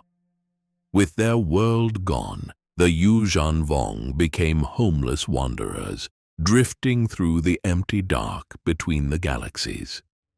For thousands of years they floated through that void, inside enormous living fleets called world ships. Over all that time, their culture hardened into something harsh and frightening. They built their entire way of life around the worship of pain, around offering up sacrifices, and around brutal rituals performed on their own bodies. At the center of it all sat one unshakable belief: that organic technology was sacred, and that machines were a kind of abomination that had to be destroyed. When they finally reached our galaxy, they did the exact same thing that every other great threat in this story had done before them. They came in through the back door. They set up a foothold at the far edge of the galaxy and began carefully probing their way inward through the unknown regions. As we saw earlier, Emperor Palpatine had already detected them. He had called them the Far Outsiders and warned that their scouting parties were out there searching for worlds and peoples to conquer. His entire strategy in the unknown regions had been one long preparation for this exact enemy. The Vong's advanced scouts were known as the Preterite Vong, and they ranged through the dark for years. One of their earliest discoveries out there was a strange living world buried deep in the frontier, and that single contact would go on to change the entire course of the galaxy. We will come back to it in the very next chapter. Back among the Vong themselves, their leadership wavered right on the brink of invasion. The cautious Supreme Overlord Quariel had been deeply disturbed by what his scouts were learning, and he held back. For that hesitation, he was overthrown in a coup by the far more aggressive Shimara Jamane, who was being quietly manipulated the entire time from the shadows by his strange, deformed familiar named Onimi. With Shimra now installed in power, the invasion finally went ahead. In the year 25 after Yavin, the Yuuzhan Vong came pouring out of the galactic rim and the unknown regions in full force, and they kicked off the most devastating war in all of galactic history. Their weapons were unlike anything the galaxy had ever faced because they were grown. They flew living starfighters called coral skippers and warships made of yorick coral. They unleashed engineered creatures like the deadly Voxin, and they used strange organisms called Dovin basals that could actually swallow incoming laser fire and reach out to drag enemy ships right out of hyperspace. No defense built on machines had ever come up against anything like it. The Vong reshaped the worlds they conquered into copies of their own lost home world, a process the galaxy came to call Vong forming. They forced whole populations into servitude. They brought ruin to countless billions more, and they waged a holy war that the powers of the galaxy were catastrophically unready to meet. The cost was almost impossible to take in. Across roughly 5 years of fighting, hundreds of trillions of beings were lost. Entire worlds were emptied out or transformed beyond all recognition. Even mighty Coruscant, the capital of the galaxy, eventually fell and was Vong formed into a brand new Yuuzhan. Through every part of this war, the unknown regions stayed woven into the story. The Vong leaned on its unmapped roots and its shadowy edges. The Chiss ascendancy was pulled into the conflict, And at long last, the secret empire of the Hand activated for the exact purpose that Thrawn had built it to serve. There was one deeply controversial chapter in this fight. The Chiss, working together with the Galactic Alliance's spy master Diff Scar, helped to develop something called Alpha Red. It was a biological weapon designed to destroy the entire Yuuzhan Vong species in one stroke, all across the galaxy. It was a weapon capable of ending an entire people forever, and in the end it was quietly neutralized by a former Jedi named Vagaari. The Empire of the Hand stayed true to Thrawn's original design and joined the defense directly. General Soontir Fel sent out a division of his elite household phalanx, a unit named Force Spike, placed under the command of his own son, Colonel Jagged Fel. They went to fight side by side with the Imperial Remnant and the New Republic. Jagged Fel and his pilots, all of them trained in the Chiss way, became genuine heroes of the war. They finally brought the long-hidden strength of the unknown region's guardian state out into the open and into the fight against the invaders. In the end, the war was not won by any single clever weapon. It was won by an alliance of the entire galaxy working together. The New Republic, the Imperial Remnant, the Jedi, the Happans, and countless others all standing as one. That alliance pushed the war to its climax at the Battle of Yuuzhan in the year 29 after Yavin, where Coruscant itself was finally taken back. It was also during this period that a hidden truth came to light. The real power sitting behind Supreme Overlord Shimura was revealed to be Onimi all along, a Yuuzhan Vong Shaper mutation who could secretly touch the Force, a final hidden horror lurking right at the very heart of the entire invasion.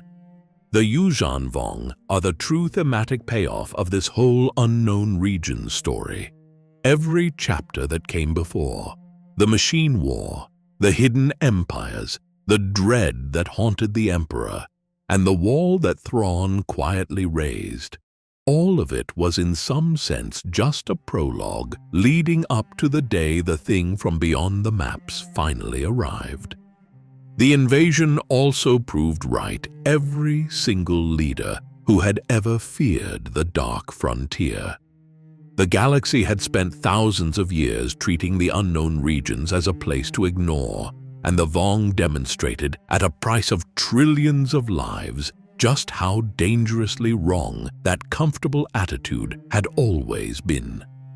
And yet the key to ending this entire war did not come from any fleet or any weapon at all. It came from the deep, unknown regions itself. It came from a living world that turned out impossibly to be a piece of the Vong's own lost homeworld, quietly sleeping out there in the dark all along. That living world was named Zonama Sekot, and its remarkable story is exactly where we go next.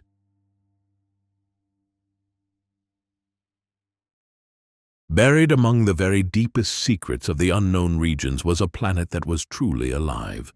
It was called Zonama Sekot, and it would end up holding the single key that finally brought the most devastating war in galactic history to a close. The name itself came in two parts. Zonama was the physical planet, the soil and the trees and the mountains. Sekot was the enormous thinking consciousness that lived inside that world and ruled over every part of it. And the origin of this living planet was nothing short of astonishing. Zonama Sekot had grown from a single seed of Yuuzhan, the living homeworld of the Yuuzhan Vong. That seed had been released during the Kremlevian War back in the Vong's home galaxy, just before their world was destroyed. It then drifted all the way across the empty space between galaxies, And sometime in the long stretch between roughly 229 and 89 years before Yavin, it arrived in our galaxy. There it took root in a place called the Gardaji Rift, along the Tingle Arm at the very edge of the Outer Rim. In the year 89 before Yavin, the world was settled by two different groups of colonists. There were the black-haired Pharaohans and the red-skinned Langhazi, and they lived together under leaders known as Magisters. The Pharaohans followed a belief system called the Potentium, which held that there was no built-in dark side to the Force at all. Over time, the planet became famous in quiet, hushed rumors for one thing above all else. It produced the fastest ships in the entire galaxy. These were living Sekotan vessels grown in partnership with the very pilots who would fly them. Each pilot bonded with a thinking seed partner, and together they created a ship that was perfectly attuned to that one person alone. Around 33 to 32 years before Yavin, the advance force of the Yuuzhan Vong, the same scouts the Emperor would later call the Far Outsiders, stumbled across Zonama Sekot. They sensed an eerie familiarity about it, a strange similarity to their own lost Yuuzhan Tar, though they never once realized the real connection between the two. They tried to colonize the living world for themselves, but Sekot fought back fiercely. The biosphere of the living planet destroyed the plants and the creatures the Vong had brought with them, which absolutely enraged the invaders. In response, they launched a long and sustained assault on the planet, an event that became known as the First Battle of Zonama Sekot. After years of difficult and costly fighting, the Jedi Council finally caught wind of the attack and sent a Jedi Knight named Vagaari out to investigate. It was there that Vagaari first discovered the true and terrifying nature of these Far Outsiders and just how deep the threat they posed really ran. To bring the siege to an end and to spare the living world any more harm, Vagaari struck a bargain. She agreed to leave with the Yuuzhan Vong if they would only halt their attack. With that deal struck, both Vagaari and the Far Outsiders withdrew back into the unknown regions. This is the exact moment her mysterious disappearance began, a vanishing that would stretch on for decades. The harm done to Sekot, though, was immense. The fighting left deep scars carved across the planet's southern half, wounds still plainly visible a full 6 decades later. The lasting mark of the galaxy's very first true contact with the invasion that was still to come. In the year 29 before Yavin, the living world drew the attention of the Republic itself. The Jedi Obi-Wan Kenobi and his young apprentice Anakin Skywalker traveled out to Zonama Sekot, partly to search for the missing Vagaari, and partly to acquire one of those legendary living ships. While he was there, Anakin bonded with a record 12 seed partners all at once. But the visit set off a fresh disaster. An ambitious officer named Tarkin and a ship designer named Wraith Sienar both closed in on the planet with hostile intentions, and the situation exploded into the second battle of Zonama Sekot. To escape complete destruction, Sekot did something that no ordinary planet could ever do. It reached down into its own organic abilities, which worked much like a hyperdrive, and it flew. The entire living world lifted itself up out of the Gardaji Rift and vanished into the deepest parts of the unknown regions. And there it stayed hidden for decades. It concealed itself in the remote Classe Ephemera system, a planet tucked so far off of every map that even the thorough Chiss surveys only ever listed it as M18.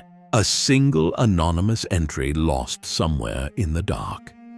Then, the Yuuzhan-Vong War broke out. By that point, Vagaari had finally returned to the galaxy after her long captivity, and she revealed an incredible truth. The lost world of Zonama Sekot held the key to ending the entire conflict. That revelation sent the Jedi off on a desperate search for a planet that had deliberately hidden itself away from the rest of existence. In the year 28 after Yavin, the Galactic Alliance launched an expedition led by Jedi Master Luke Skywalker deep into the unknown regions to find it. The journey was not a simple one, because it required passing right through Chiss space and formally petitioning the ruling families on Csilla for their permission to proceed. The Seekers eventually did find the living world, and it was Jacen Solo in particular who managed to commune with Sekot directly, helping the planet's enormous consciousness come to understand its own origins and the role it might be able to play in the war. That intervention turned out to be pivotal to how the whole conflict was finally resolved.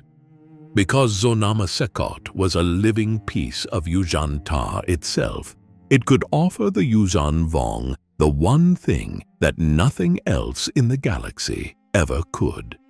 It could give them a true homeworld, an actual place where this wandering, homeless species might finally be able to belong. After the final defeat of the Yuuzhan Vong in the year 29 after Yavin, the surviving invaders were relocated onto Zonama Sekot. The living world then gathered them up and carried them away, disappearing once more into the unknown regions to give the broken species a brand new beginning, far away from the galaxy they had harmed so badly. The symmetry of it is perfect, and more than a little haunting. A seed of the Vong's own dead homeworld had drifted off into the dark frontier, where it stayed hidden for generations, and in the end, it became the salvation and the new home of the very species that had created it in the first place. Zonama Sekot represents the unknown regions at its most mythic. It is living proof that the dark frontier held real wonders as well as horrors, and that the answer to the worst war the galaxy had ever known had been quietly sleeping out in the chaos the entire time. With the Vong now relocated, and the living world gone back into the deep dark, that great threat from beyond the galaxy was finally over. But the unknown regions were not done with the galaxy just yet. Out along the Chiss frontier, a very strange war involving an entire species of insects was already beginning to stir.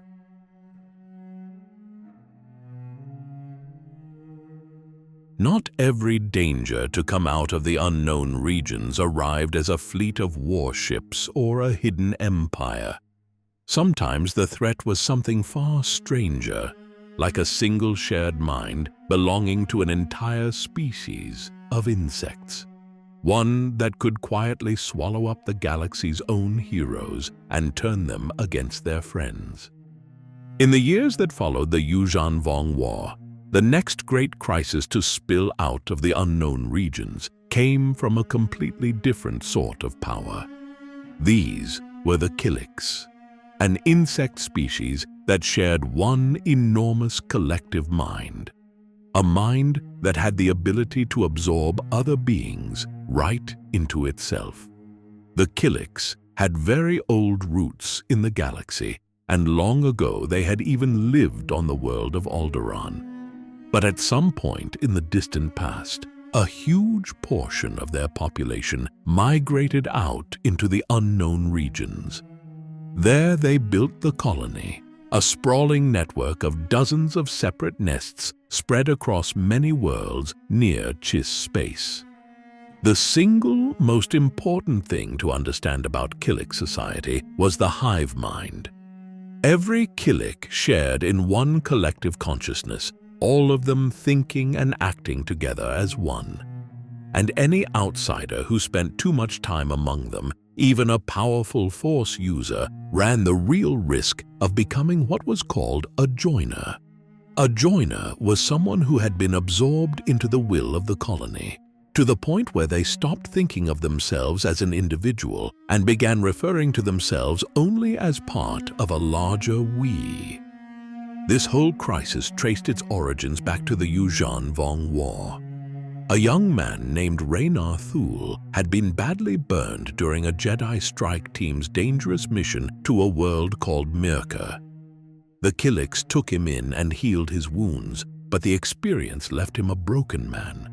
He rose to become Unuthul, the leader of the entire colony. As Unuthul, Raynar reached out with a powerful call through the Force, summoning the surviving members of that old Mirka strike team out to the unknown regions. He wanted them to come and help the colony with a growing border dispute it was having with the Chiss ascendancy. But there was something hidden deep inside the colony that almost no one knew about. There was a secret and malevolent nest called the Dark Nest, which took shape in an insectoid form known as Gorog. This Dark Nest was being secretly controlled by an unstable Dark Jedi named Lomi Plo, along with her companion Welk, and both of them happened to be survivors of that very same Mirka mission. From the shadows, Lomi Plo's Dark Nest manipulated the rest of the colony. It steered the normally peaceful and communal Killiks toward aggression and constant expansion, all while hiding its own existence even from Unuthul himself. In the year 35 after Yavin, the colony pushed outward toward Chiss territory and began settling worlds like Koribu, which sat in the Guel system. The Chiss, holding true to their defensive doctrine but deeply alarmed by all this encroachment, moved to put a stop to it. That clash kicked off what became known as the Dark Nest Crisis. The Chiss accused the Jedi of meddling in their internal affairs, and the Jedi who traveled out to the region, including Jaina Solo and a young man named Zek, started becoming joiners themselves. Their strong connections to the Force only bound them more and more tightly to the nests. Luke Skywalker, Leia, Han, Mara, and Jason all led teams of Jedi into the contested space to confront Lomi Plo and try to untangle the whole mess. But their early efforts failed badly. Lomi managed to wound both Jason and Mara while slipping away and evading capture. Eventually, a temporary peace was put together. It was called the Koribu Truce of 35 after Yavin, and it was mediated by Leia Organa Solo. The deal required the Killik colony to pull back out of Chiss space, and in exchange, they were given the rights to colonize the worlds of the Utagetu Nebula, along with a Chiss promise that they would not attack. That peace did not last. By the year 36 after Yavin, the colony, still being quietly driven by Lomi Plo's hidden Dark Nest, pushed right back into Chiss border space once again. The Chiss declared the truce officially broken, and that triggered the full Swarm War. The Galactic Alliance stepped in under a Bothan admiral named Nekbuatu. He set up a blockade around the Utagetu Nebula, both to stop the Killiks from spreading out into open space and to trap the colony's forces in place. From there, the conflict quickly grew into a series of pitched fleet battles. One of the major clashes happened at the Battle of the Murgo Choke. This was a cluster of 4 blue-white stars whose powerful gravity wells choked off all hyperspace travel through the area. There, the Killik nest ships ran headlong into the Alliance 5th Fleet, and the war turned harsh and chaotic. The Killiks threw enormous forces against the Chisses, including thousands of small vessels called dart ships, along with their great nest ships. Meanwhile, the joiner Jedi like Jaina and Zek found themselves fighting on the side of the colony, going up against their own former comrades. In the end, it was Luke Skywalker who brought the entire war to a close. In a climactic confrontation, Luke defeated Unu Thul in single combat. Then he managed to convince Raynar Thul to reclaim his lost humanity and to dissolve the tight organization of the colony, which reduced the Killiks back down to their natural, scattered, and disorganized state. After that, Luke brought down Lomi Plo and destroyed the Dark Nest for good, finally cutting away the poisonous influence that had been driving the whole war from the very beginning. Raynar himself was taken into the custody of the Galactic Alliance, where he could receive intensive treatment for everything he had been through. To make absolutely certain that the Killiks could never pull themselves back together into such a dangerous unified colony again, the Jedi took an extra step. They seeded more than half of the Killik worlds with something called the Fizz. This was a tiny nanotech agent that had been discovered within the Utagetu Nebula, and it worked to keep the nests from ever overpopulating and reuniting into one mind. The Chiss, for their part, agreed to back away from their own campaign to destroy the Killiks entirely. And so the fragile frontier between the Ascendancy and the colony's worlds finally settled back into an uneasy quiet. The Swarm War shows the unknown region's story in perhaps its most insidious form of all. This was not an invading fleet or a hidden empire. It was a single hive mind that could quietly turn the galaxy's own heroes into enemies and very nearly start an entire war from the inside out. It also drove home just how important the Chiss frontier truly was. This was the exact place where the mapped galaxy bumped up against the chaos, and it kept proving to be the flashpoint where the powers of the unknown regions and the wider galaxy collided with one another again and again. By the time the Swarm War wrapped up in the year 36 after Yavin, the galaxy had now survived its third major crisis, born straight out of the unknown regions in barely a single decade. And yet, even after all of that, the dark frontier still held a few deep secrets that were only just beginning to stir.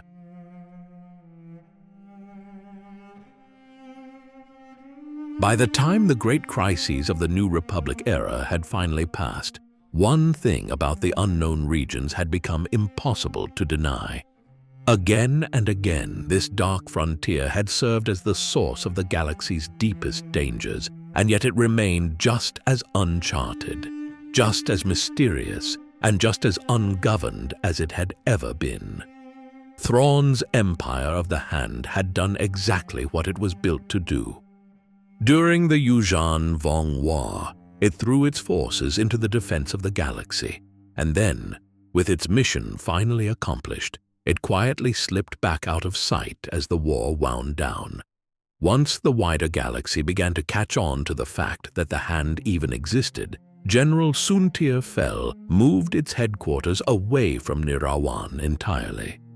He made sure his secret empire could never be tracked down, and the Hand seemed to melt right back into the dark it had come from. But it had not come to an end.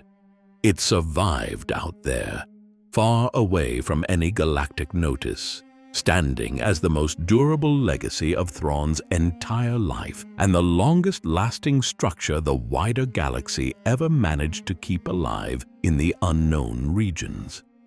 That same war also pulled the famously isolationist Chiss further into galactic history than they had ever been before. Soontir Fel's son, Jagged Fel, had been raised among the Chiss, and trained in their disciplined way of fighting, and he came out of the conflict as a celebrated hero. His rising fame, along with his close relationship with Jaina Solo, came to represent the slow crumbling of Chiss' isolation. The ascendancy that had spent thousands of years hiding behind its ice and its rigid doctrine was finally becoming a real player on the galactic stage. In the era that followed, the fell name would climb to truly extraordinary heights, a clear sign of how the bloodlines and the institutions shaped out in the unknown regions reached all the way forward to touch the distant future of the galaxy. And then the oldest secret of the whole dark frontier finally woke up. In the year 41 after Yavin, a full 5,000 years after the Omen had first crashed, the ancient Sith meditation sphere known as Ship descended onto Kesh and made contact with the lost tribe of Sith. Ship handed the tribe the one thing they had been missing for 5,000 years, which was a way off of their world. The Sith scavenged the parts they needed, rebuilt the old Omen, and at long last shattered their isolation. They emerged into a galaxy that had never even known they were there. The arrival of the tribe collided with the Skywalkers, and with one of the most frightening beings ever to come crawling out of the deep unknown. Her name was Abeloth, an ancient and immortal dark side being whose prison and whose influence were tied to the most remote and hidden corners of the galaxy. The Abeloth crisis that followed reignited the threat of the dark frontier for an entirely new generation. It proved that even after the Vong, and even after the Swarm War, the unmapped dark could still produce horrors the galaxy had never seen before.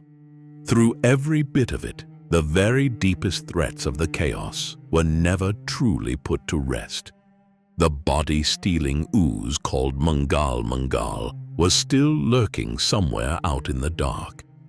The relics of the Celestials and the Rakata still lay buried where they had fallen, and countless other species and powers remained completely unknown to the rest of the galaxy, sitting quietly beyond the reach of any map. In the end, the real lesson of the unknown regions is the story of the galaxy's blind side. The brightest, most thoroughly mapped, most civilized powers in existence were caught off guard over and over again, and it always happened because of the one place they refused to look. Every great leader who truly understood this was proven right in the end. Palpatine, with all his dread of the far outsiders, and Thrawn, with his quiet wall of hidden worlds, had both seen the truth clearly. And every power that brushed off the unknown regions as nothing more than empty rumor ended up paying a terrible price for that comfortable complacency. And yet the frontier endured for one simple reason. It could never truly be conquered. The Republic could never chart it, and the Empire could never tame it. And no single power ever managed to hold on to it for long. It remained stubbornly and dangerously its own. By the dawn of the era that came next, the galaxy had at last learned to respect the Dark West. It learned to station fleets along the Chiss border, to take the strange rumors drifting out of the chaos seriously, and to never again assume that the edge of the map was the same thing as the edge of the danger. The Chiss kept watching the dark, exactly as they always had. The Empire of the Hand went on guarding it from the shadows, and somewhere far beyond the last reliable hyperlane, out in the twisting anomalies of the tangle, new powers were almost certainly already growing, completely unseen. The unknown regions had always been the place where the galaxy's story refused to end. It was the dark that lay beyond the edge of the light, the place where the next threat, the next wonder, and the next secret were forever waiting to come sailing in from past the edge of the maps. Beyond the rim of the galaxy, the chaos went right on keeping its secrets. And for as long as it did, the full story of the unknown regions could never really be finished. It could only ever be continued, one hidden power at a time.